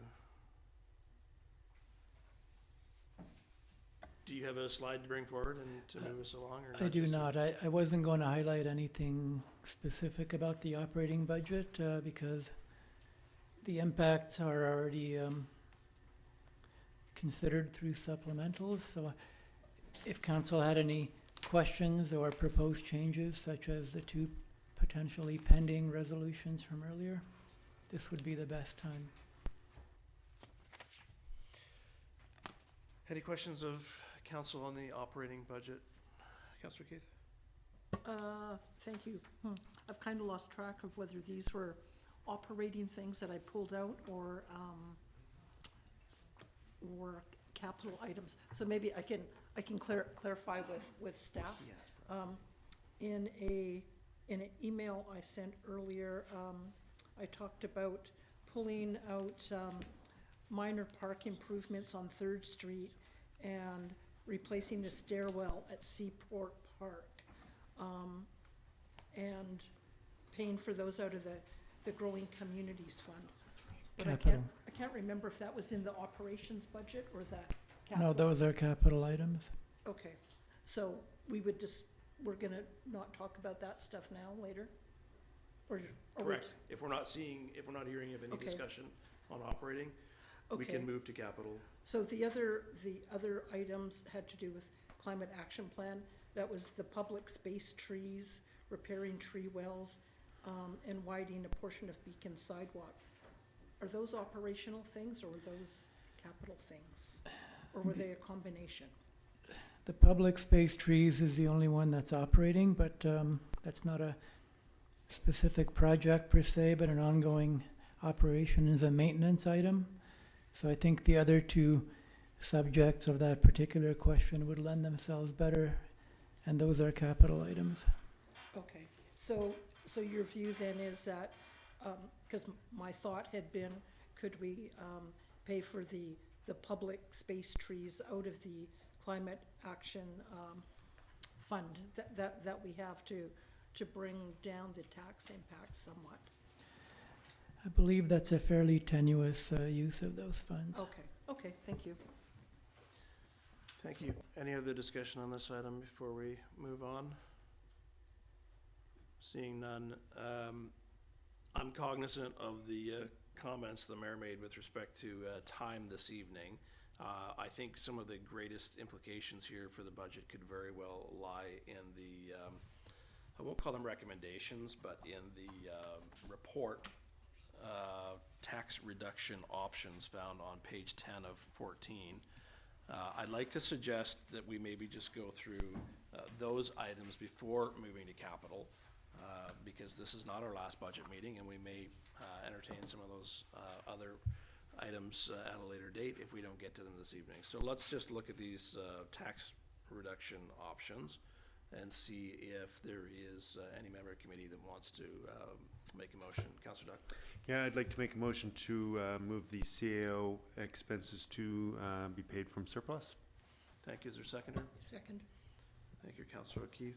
Motivator? Yeah, I like the suggestion by our Chief Financial Officer, Mr. Hissick. This is a great idea because it's one of those things that'll stand out in the budget relative to our residents, and I think if we can put it in a place where it's not as obvious or prevalent, it's going to be a little softer, and I recognize that has some impact on the surplus, which Mr. Hissick has addressed, and we'll have to look at that later in the year, but I think it is non-recurring item. It is a one-off, unusual one, and I think this is a better place to deal with it than directly through taxes. Thank you. Thank you. Seconder? No further motivation. Councillor Novak. I do have a comment about this. I'm in favor of this in principle. However, we've already taken, I think it's $450,000 from surplus to cover our operating budget here. So this is going to add to that and bring it up to about $650,000. And that gives me some concern. I would have no problem with taking this item from surplus if it were the only item. However, I worry about taking general operating expenses from the surplus. I think that this item that we're talking about is the type of item that we should take from surplus, and I would have no problem approving it if we didn't have that other $450,000. I know that our goal is to reduce the tax impact upon the citizenry of Sydney. However, I think it's a false economy, and Mr.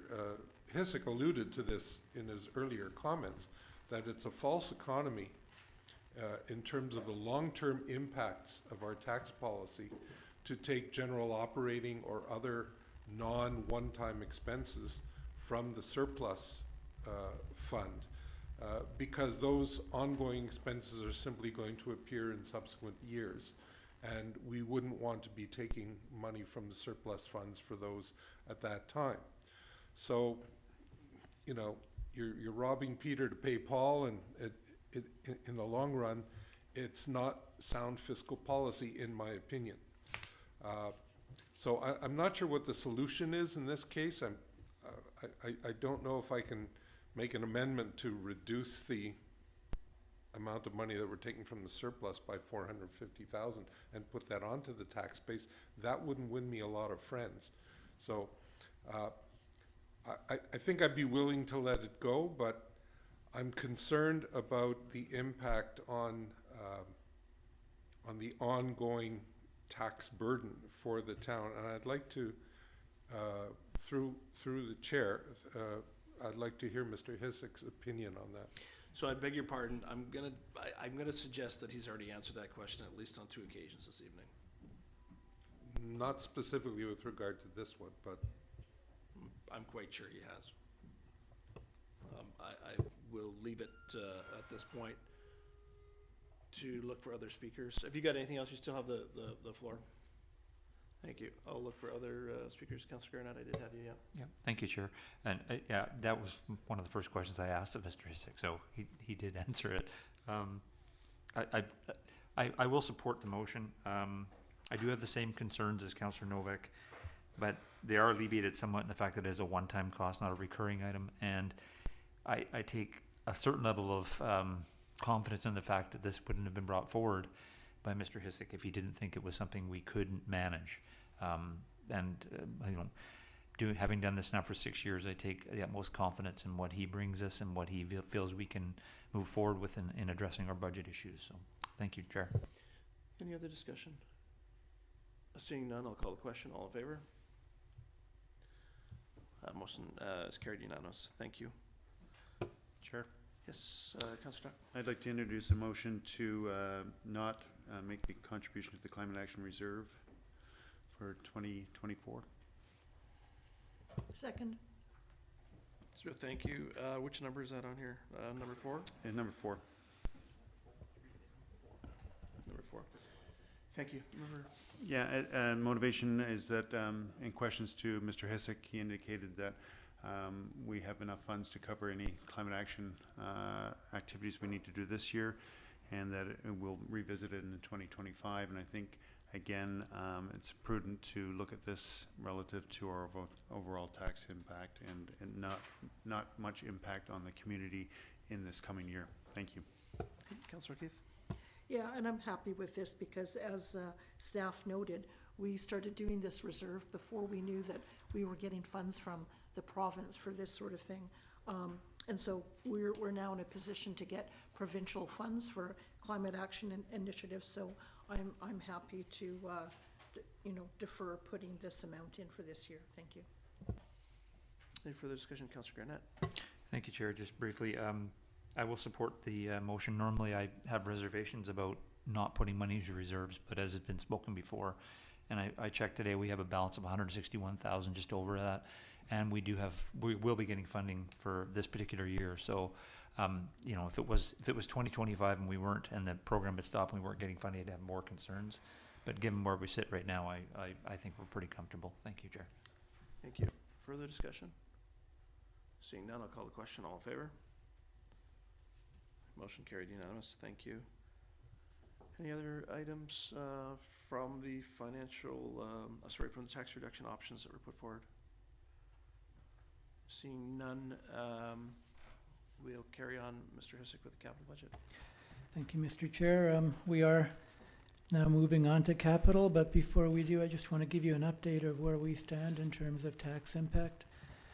With the 5 reductions to date, we are sitting at 6.11% impact on the average residence. Thank you. So for the capital program, you'll recall from last meeting that we have a total capital budget of 12.2 million for 2024 with a variety of funding sources.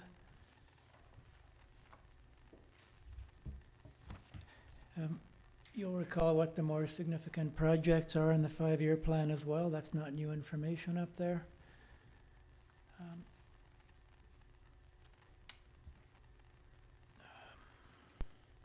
Excuse me.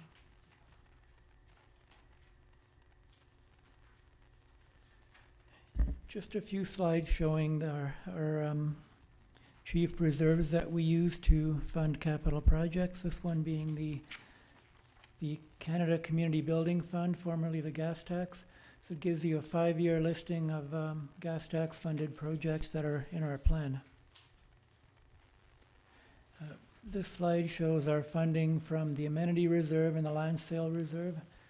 So you'll see in the amenity reserve, we're in the red by the end of year 5. It's because we don't budget for anticipated contributions through development, but I'm sure we will get some prior to future years of this plan.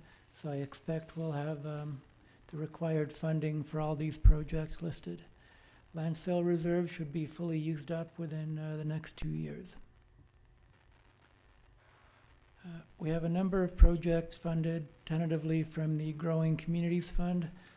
3 of these were pre-approved by council in late last year, early this year, being the Waterfront Washroom, Beacon Avenue West Roundabout, and Breather Park Playground. There are 3 additional projects that are earmarked for that provincial funding, being the Lochside Water Main Replacement, Disaster Water Supply, and CSB Public Education Space. If all those were to be approved, we would be left with about 1.5 million left for additional initiatives. and there's nothing further included in the financial plan. So our capital budget review, similar to supplementals, we'll break it into different components. I propose that we start with the 2024 tax-funded capital items, and once we get through those, move on to non-tax funded 2024 capital, and then on to future year capital projects.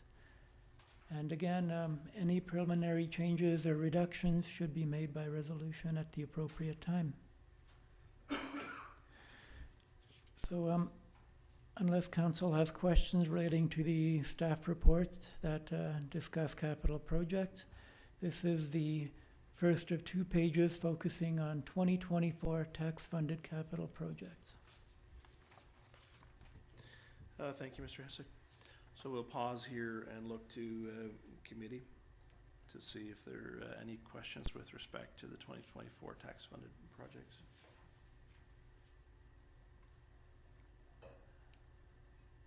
Seeing no questions. Any other items? Councillor Garnett. Is this okay now, Chair, to move some? Yes, please. Thank you. Okay. I will move that the $30,000 for the new replacement speed reader boards be funded from the Growing Communities Fund. Second.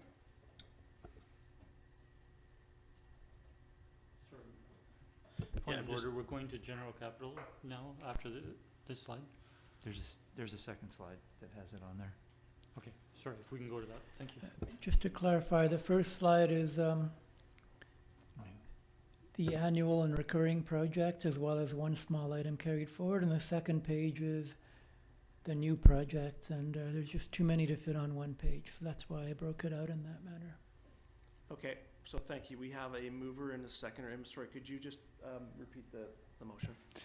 I move that the $30,000 for the new replacement speed reader boards be funded from the Growing Communities Fund. Okay. I'll look for any further discussion. Rationale. I think this is, as our community grows, I think this is a good use of the funds because we're already looking into different speed limits in the community and possibly other areas, and I think it's good to have this data and this information. And we heard from a speaker tonight and from North Saanich residents about the Lochside stretch. So I think it'd be pertinent in terms of a growing community that it comes from this fund for public safety. Thank you. Councillor Dunn? Nothing to add, just to support the fact that, yeah, we're hearing a lot, and this would be a great demonstration of we're addressing the issue. Thank you. Further discussion? Councillor Duncan? Thank you. I guess this is a question for staff because these funds are usually given out with specific policies regarding what they're actually eligible for. I just want to confirm that this would be an eligible use of that fund. Through the chair to Councillor Duncan, that's a good question. While there are some broad parameters, it's not crystal clear as to what is or is not eligible. There are a variety of examples listed. I think the overall intention is to fund things related to current or anticipated near-term growth, and I can certainly make an argument with a straight face that this one would fall under it, but not every project would get that same response. Thanks. Okay, any further discussion? Seeing none, I'll call the question. All those in favor? Opposed? One opposed, Councillor Duncan. Thank you. Committee members, so yes, 2 pages to this slide. Thank you, Councillor Garnett. Any other items, Councillor Keith? Thank you. I'll move that minor park improvements on 3rd Street for $25,000, that's item PAR 24014, be funded through the Growing Communities Fund. Look for a seconder.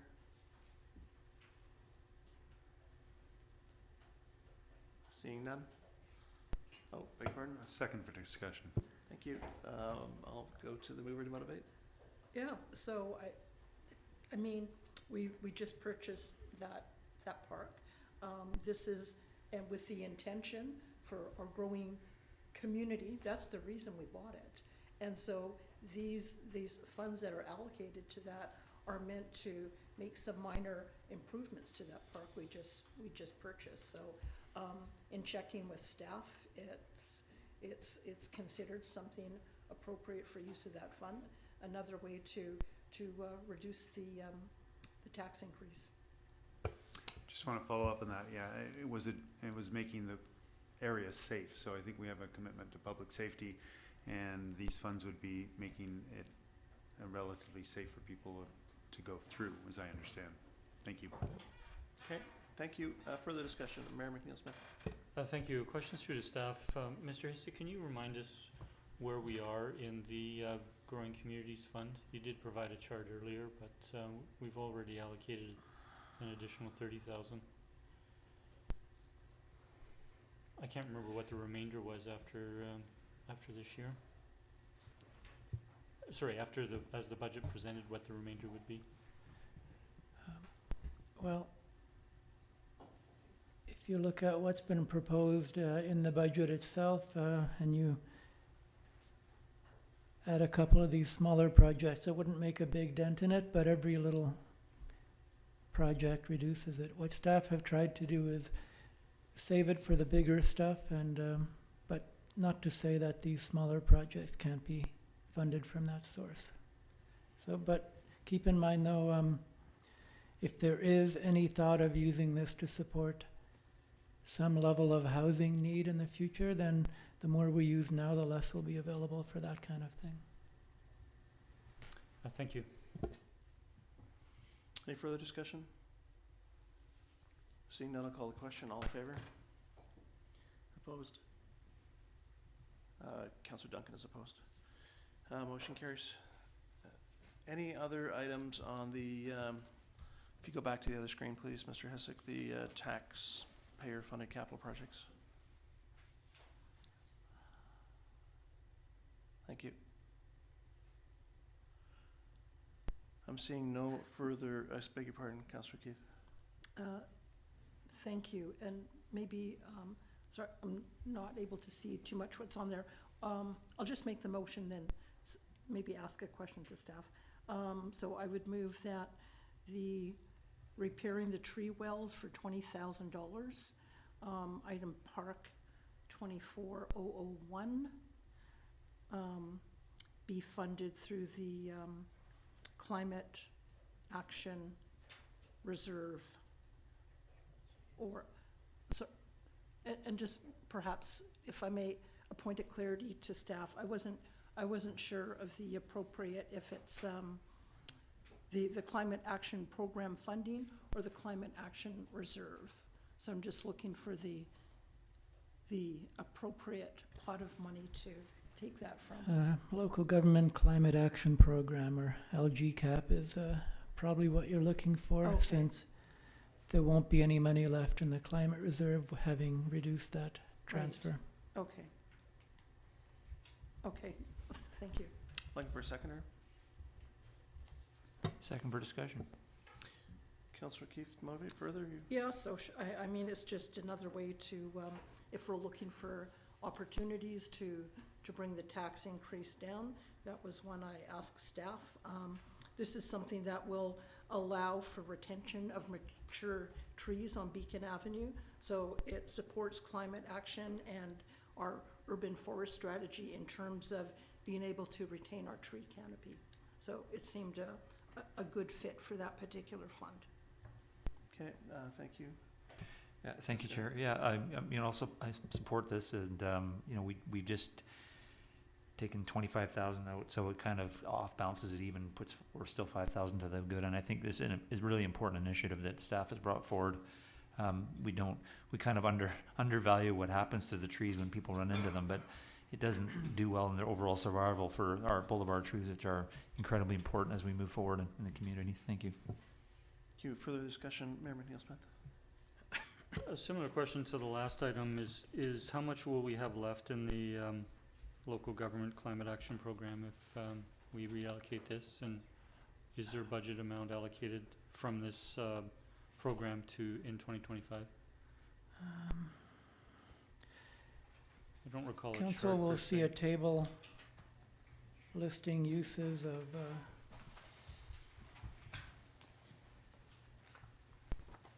it's somewhere in the staff report, I'm just trying to find it. Page 10, Mr. Hisik. It's,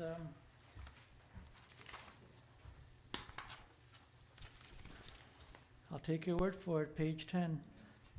But it's, one page before the tax reduction options. So at the bottom of that page, it has the full listing of, funding received and funding used between 2022 and 2028. So essentially, if, with the disapproval of the MERBs and the addition of this capital project, we're roughly going to be at about 98,500, just over, at the end of 2024, if rest of the uses are approved. And that includes 20,000 in undefined uses at this time for things that might come up through the year, as well as 10,000 in an annual opportunity fund for the same kind of thing. Okay, thank you. So in looking at this chart, I'm reminded that what was budgeted so far for funding used was 165,000, and next year it's 185,000, and that still leaves a balance. But all of this is under the assumption that the program will continue, be renewed again ongoing from 2025. That's right.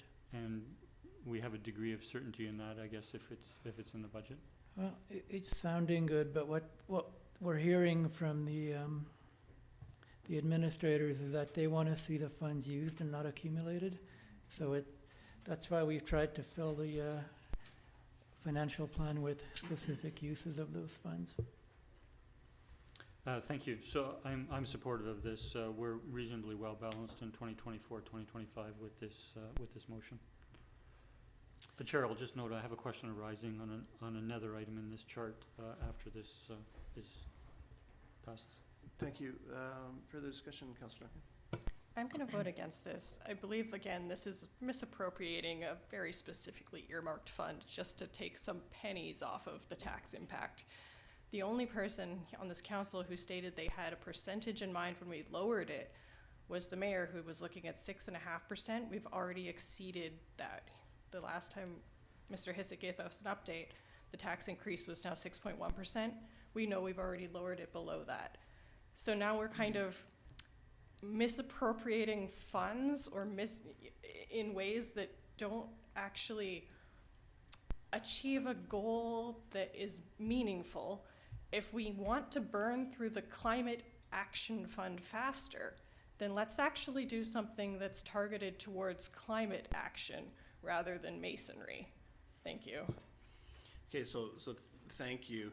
I think we have been vetting these changes with staff to ensure that they're assessed to be in compliance with the grant. So I would just clarify, it's not misappropriation of funds, but we may be, I take your point that the grants have very defined purposes, and we honestly, we of course want to honor the terms of those grants, and I don't think without staff's guidance we would be making these decisions. So I'll leave my comment there. Having said that, I see I've got Councillor Keefe next, but Mr. Hisik, are you comfortable with the suggestion with this particular motion makes with regards to utilizing the grant funds? Well, while there are certainly initiatives that have a bigger impact, some of these proposed uses I would term as tenuous, but not misappropriating them. Thank you. Councillor Keefe. Thanks. I understand Councillor Duncan's point. The reason that I'm looking for items that we can use this fund for is I'm cognizant of Mr. Hisik's comment about they expect us to use this funding. And so, one thing I learned in government is if you don't use it, you lose it. And so I want us to be able to demonstrate that we're using the money that they're allocating to us, and that it's not just sitting there. So in order to give some impetus to show them that this is a good investment, we're using it, and so we'll get funding in the future. Thank you. Thank you. I'll look to see if there's any further discussion. Seeing none, I'll call the question. All in favor? Opposed? Councillor Duncan, Mayor McNeil-Smith. Thank you. Any other items for 2024 tax-funded projects, capital projects? Seeing none, back to you, Mr. Hissig. Thank you, Mr. Chair. So, in terms of non-tax funded capital, I think I indicated to you last time, staff did a very thorough job of trying to find every potential non-tax funding source and maximizing our reserves without necessarily draining them unnecessarily. So I'm not sure there's that much leeway for finding more within some of our non-tax funding sources, but that shouldn't limit council in any way into looking at any other 2024 capital projects that are not tax funded. And if you don't think it's a worthwhile use of our other funding sources, then by all means you can make a motion to not carry through with that project, and then those funds would be available for something else down the road. Thank you, Mr. Hissig. I think I just want to take a step back, if committee doesn't mind, because we didn't move a motion to approve the balance of the capital projects that were tax funded. In every other segment, we've been doing that. So if I can have someone move approval. So moved. Seconder, Mayor McNeil-Smith. Motivation, discussion. Seeing none, I'll call the question. All in favor? Motion's carried. Thank you. Yes, Councillor Annette. Question, Chair, we went through the operational budget. Do we need approval at this meeting, or can we wait till it comes back on March 5th? What would you prefer, Good Mr. question. Hissig? Well, in keeping with what we've been doing on the operating side, it would be useful to have that motion to approve. It can still be revisited. Okay, I see a So mover here. moved. Thank you. Second. Seconder, thank you.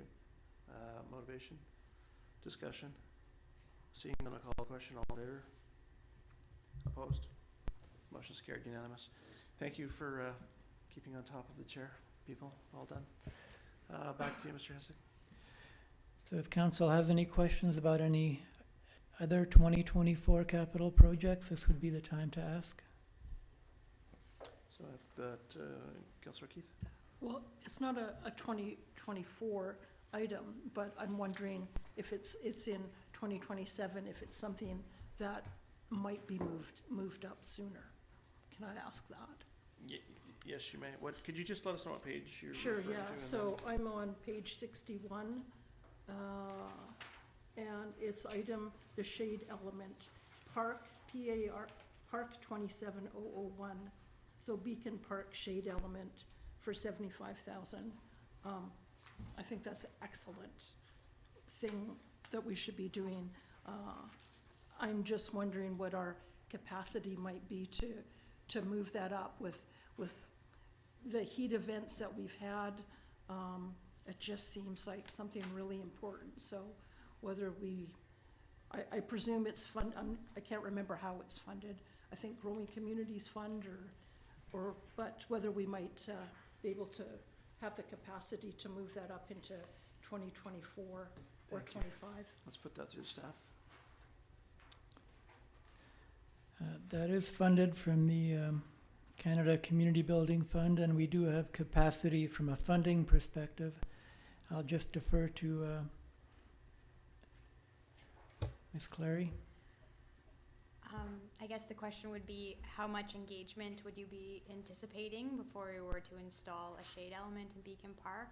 Just as one of our flagship parks in Sydney, I do expect the community would want some say in that, and that obviously takes time to do that, and it takes a lot of staff resources to do any sort of engagement. So it depends how much engagement's anticipated. So I guess I don't think that there would be a lot, honestly. I think if we were out there this summer and said, you know, in the heat of summer at one of the Sydney, the summer concerts and asked people, you know, do you think a shade facility would be good? I think they would say yes. And perhaps, you know, I don't know enough about shade structures in terms of would there be different options or types, you know, whether they would be permanent or, you know, just things that we would put up in the summer. So I don't know enough about that to. So Councillor Keith, perhaps what I'll suggest before we spend more time on it is if you want to make a motion and see if there's a seconder, then we can carry on with this. Okay, so I'll move that the Beacon Park Shade element, $75,000, currently listed in the 2027 budget, be moved up to, let's say 2025. Thank you. Is there a seconder? Okay? Seeing none, thank you. Okay. Any other queries on this item? Otherwise, Mr. Hissick, you can continue. Can, just point of order. Yeah. As we're at 10 to 10, just to ask Mr. Hissick, can we accomplish what we need to accomplish in the next 10 minutes? Or do we need an extension? Should we look at that extension now just to give a sense of when we're going to? Thank you. We can give it a really good try and then revisit in 9 minutes. Yeah, I'll support that. I mean, it's water and sewer remain once we're done with this item. I think that's it. Is that Those correct? are one-pagers, but I'm more worried about the rest of capital, and that's up to council. Okay. I'm not seeing a lot of engagement on capital at this point. I think people are satisfied, but I'm going to turn back to further discussion. And thank you, Councillor Duck. We'll watch the clock at 2 minutes to and see if we need to extend to wrap this up. Thank you. Further discussion, or over to you, Mr. Hissick. If council has no further items to discuss, I would just like to bring your attention to the 3 additional projects funded from the Growing Communities Fund. And those are one of them is a big ticket item. 2 of them are more modest. It would be good to get a resolution approving those or otherwise.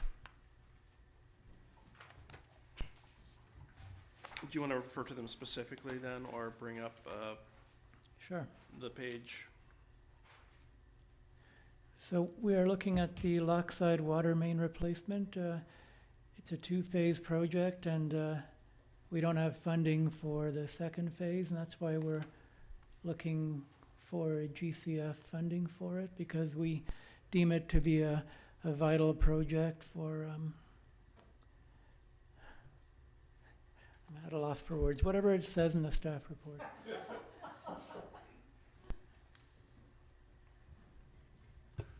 I'll move that we accept that project. Thank you. Second. Seconded. Should we actually specify what we're moving? Because there's lots of projects there. Sure. The project with reference is the Lochside water main replacement project. Second. Thank you. I'll look to the mover to motivate. Yeah, I'm not sure how to additionally support this, but anytime a water main needs replacement, I would suspect it needs to be done quicker rather than later, because the consequences of a problem with that are not something that we'd want to deal with. So I'm all for getting this done. Yeah, I concur. I think we need to start looking at this. It maybe ends up getting some funding for it, but we need to hold a space for it. You may recall recently we had a water main problem with the new construction near Lochside and the bowling club, that, you know, in terms of just the water main that was there. So I think we need to start looking at this. This is important infrastructure. Thank you.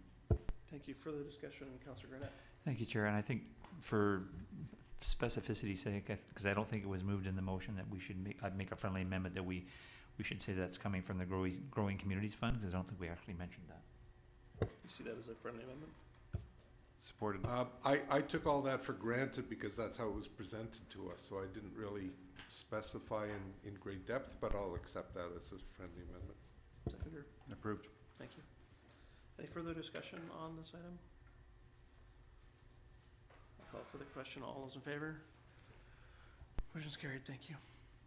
The next item is post-disaster water supply. This is a project that came through our emergency planning committee, and it was supported strongly at that committee level as a challenge we've been looking at for a number of years now. So finally we took the bull by the horns and came up with perhaps a Cadillac version of what this might look like, but because we have this funding that would allow us to do this important project for the community's safety in case of water emergency, I think we put this forward as a viable project. Thank you. I'll let the committee, Councillor Duck. Yes, I'd like to move that the disaster water supply be funded through the Growing Communities Fund project. I'll second Thank that. you. Seconded, Councillor Novak. All there. I don't think it needs motivation. Our water comes from the Souk Reservoir that's a long way away, and if there's a water main break, we're toast. Thank you. Looking to the seconder. Nothing additional. Thank you. Speakers list, Mayor McNeil-Smith. Thank you. A question through you to staff. I do appreciate this was covered in the Mr. Hissick's report. But in expending the $225,000 in 2024, where would we be for disaster water supply at the end of 2024? And what work would remaining be done or possible future budgeting? Through the chair to Councillor McNeil-Smith, it's a large project, and I would expect that this would not be fully implemented in calendar year 2024, but likely in the second or third quarter of 2025. Afterwards, we would anticipate some modest legacy funding required, supplementing our emergency management budget, largely just to for the upkeep of the filtration equipment, as well as the machinery or the truck that's providing potable water to the various distribution sites. So that would be the only legacy costs. They would be relatively modest, but those would show up as ongoing budget items in 2025, 2026. Okay. Thank you. I'm supportive, fully supportive. Thank you. Any further discussion? Seeing none, we'll call the question. All in favor? Opposed? None. Motion's carried, unanimous. What I'll do right now is pause, Mr. Hissick, because we're about 3 minutes to. I know you've only got one other major project you wanted to address. Remains to be seen. My suggestion is, number one, we don't need to rush this. We've got more budget meetings, but you know, we're fairly close. I think the water and sewer were quite straightforward during the presentation last week, so I'll yield to committee members to see what their preference would be. I put a motion on the floor to extend the meeting by 15 minutes to 10:15. Thank you. Seconder. I'll second it. Thank you. We have a seconder. Discussion. Seeing none, all. Mayor McNeil-Smith? Yeah, I'm sorry, I don't support it. I think we can finish this one item and we can cover it in the next, the remaining items in the next meeting. Okay. Thank you. Further discussion? Seeing none, I'll call the question. All in favor? Opposed? Councillor Rentoul, Mayor McNeil-Smith. We'll continue on to 10:15. The final item from Growing Communities Fund is the completion of the CSB public education space, which was one of the cost-cutting measures when we went over budget on the new fire hall. Part of the funding for this comes from wildfire recoveries from our volunteers and our career staff who worked in the interior this year, but there's not quite enough of that money, so we're looking for $100,000 from the GCF to complete this project. Thank you. Look for a mover. I'll move that the CSB public education space be funded from the Growing Communities Fund. Second. Thank you. Mover and seconder. Motivation? Yeah, thank you, Chair. I'll be brief here. You know, the fact that the fire department's willing to chip in such a large portion to help to get this done moves me to want to help them in this issue. So, thank you. Thank you. Seconder? Nothing to add. Thank you. Further discussion? Seeing none, I'll call the question. All in favor? Opposed? None. Motion's carried.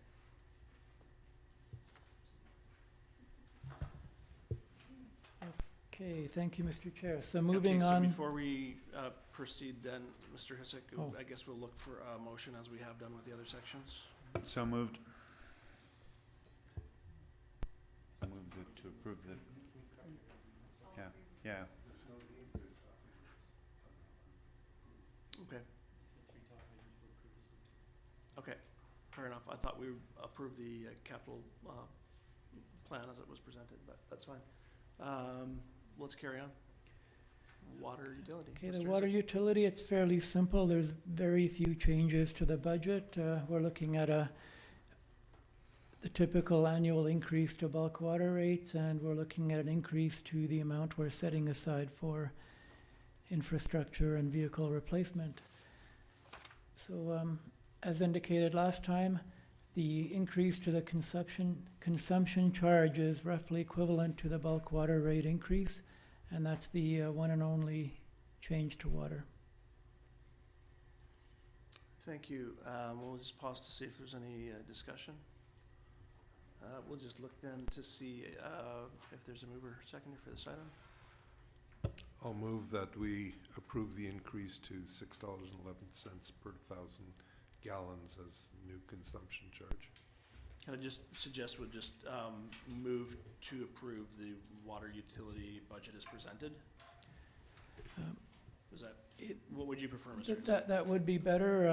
We'll bring the water rates bylaw and the sewer rates bylaw forward once the budget itself is approved. Okay, if you're okay with that revision then to the mover? Sure. Okay, is there a seconder? Second. Thank you. We have mover and seconder, discussion and motivation. Mayor McNeil-Smith. Thank you, Chair. Just a question through to staff. The increase to $6.11, what is that on a percentage basis? I'm sorry if it's in the report.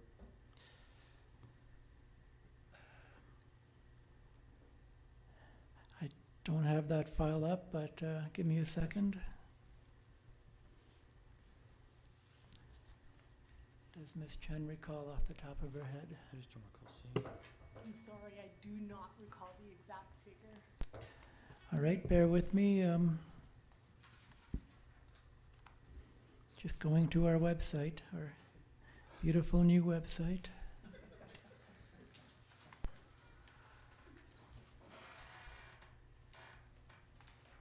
Oh, there it is.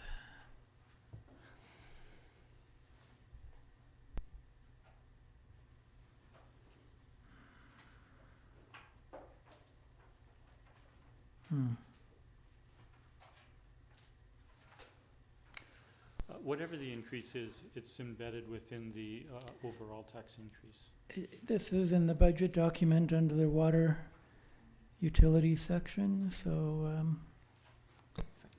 Sorry, it is Councillor a Burnett I'm has sorry, found it, I think. Sorry, it's in the budget binder on page 51. 4.96. Yeah. Yep. Thank you. Any further discussion? Seeing none, I'll call the question. All in favor? Opposed? None. Motion is carried. Thank you. Mr. Hisik.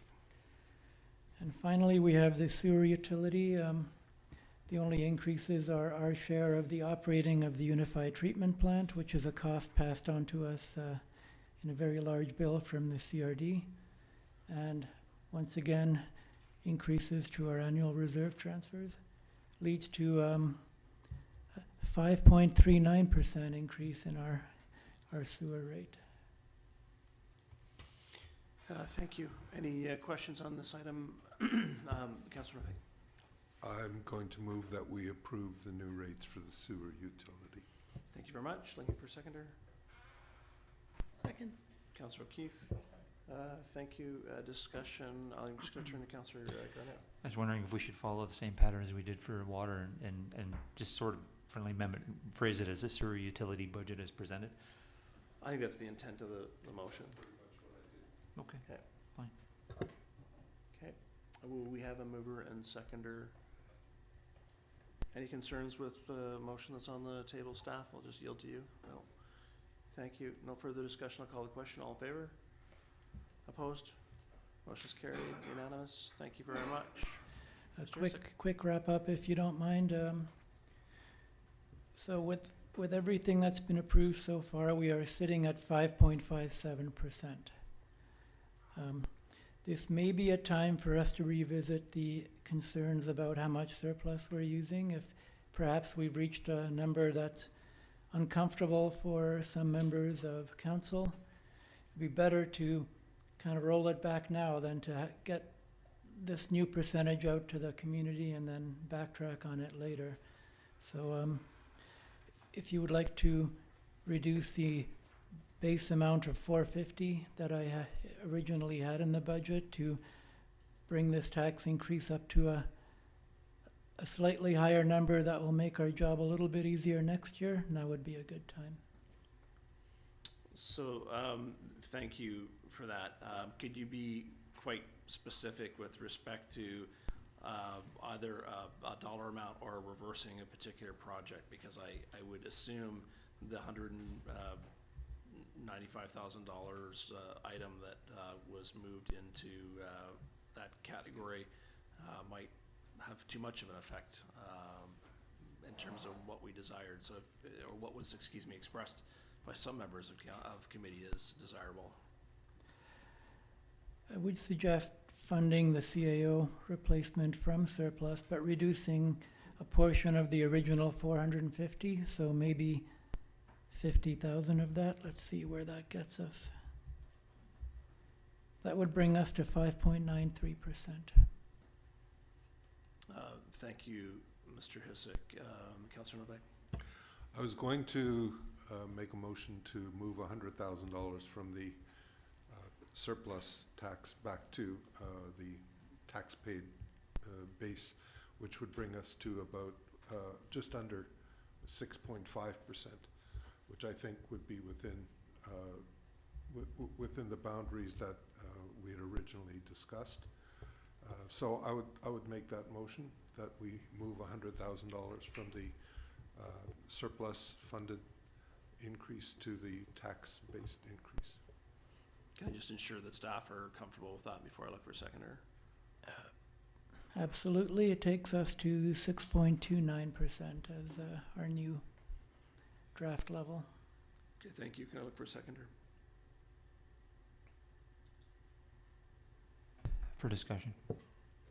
Okay, we have it seconded for discussion. I'm just looking at the clock, so I'd ask that motivation at least be brief. And the only statement maybe I'll just make for context is we do have, again, we're committee of the whole, we have the opportunity for council to revisit this, but I do take Mr. Hissick's point that before we go to the community with news on our progress this evening, it might be a challenging situation to change, and I do detect a sense of trepidation from Mr. Hissick in terms of perhaps where we're at on those reserves.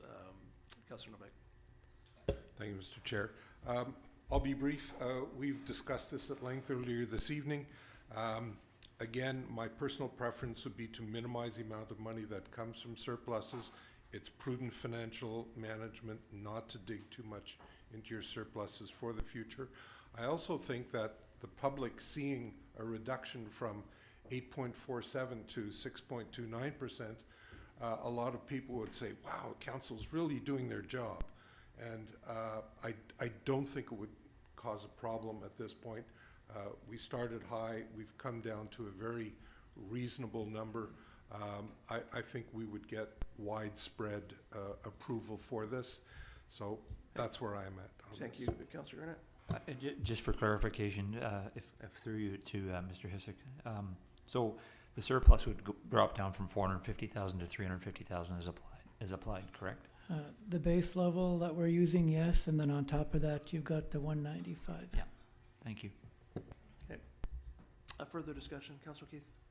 I'm not in favor. I'm happy with where we're at, based on discussions we had earlier about what we might see in terms of additional development and tax revenue coming in next year.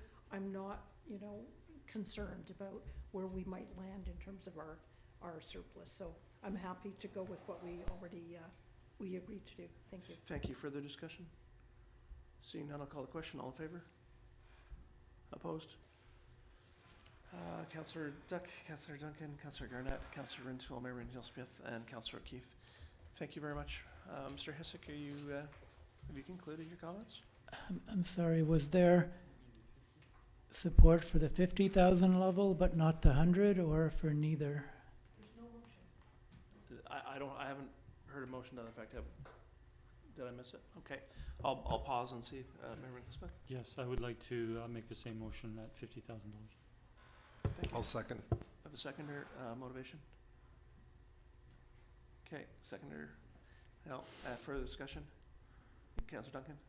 I'm gonna vote against it simply because we just did a bunch of very silly reallocations of grant monies to get the tax impact down, but now we're gonna fiddle around with the surplus amounts again, when I feel like this was just something we should have had straight about what surpluses and grants and tax funded projects were in the first place, rather than kind of fiddling around with political appearances of percentages. And I'm just gonna leave it there. Okay, so thank you. I will look for any further discussion. And just remind my colleagues and committee of the whole that we readdress this at council, and so this may well come up again. I'll call a question. All those in favor? Opposed? Councillor Duck, Councillor Duncan, Councillor Garnett, Councillor Rintoul, Councillor O'Keefe. Thank you very much. Yes, Well, Mr. Isaac. Last slide. Council direction from tonight will be built into an updated draft budget, and council will have the opportunity to make additional changes at final deliberations at the special meeting on Tuesday, March 5th. Approval of the budget as amended will be the goal of that March 5th meeting, and hopefully it'll be shorter than this one. And once the budget's approved, then that'll form the basis for the tax rates for the year, and financial plan bylaw would be brought forward in April, May for adoption. Thank you. Thank you, Mr. Hissick. Thank you very much, staff, for attending this evening and for your assistance throughout the discussions and for your patience as we worked through the draft budget. Reminder to the community, March the 5th, as Mr. Hissick noted, opportunity for council to review the budget. So do please review the changes this evening and come forward to council with your comments. I'll look for a motion to adjourn. So moved. Second. Thank you. All in favor? Motion's carried. Have a good night. Thank you, Mr. Chair.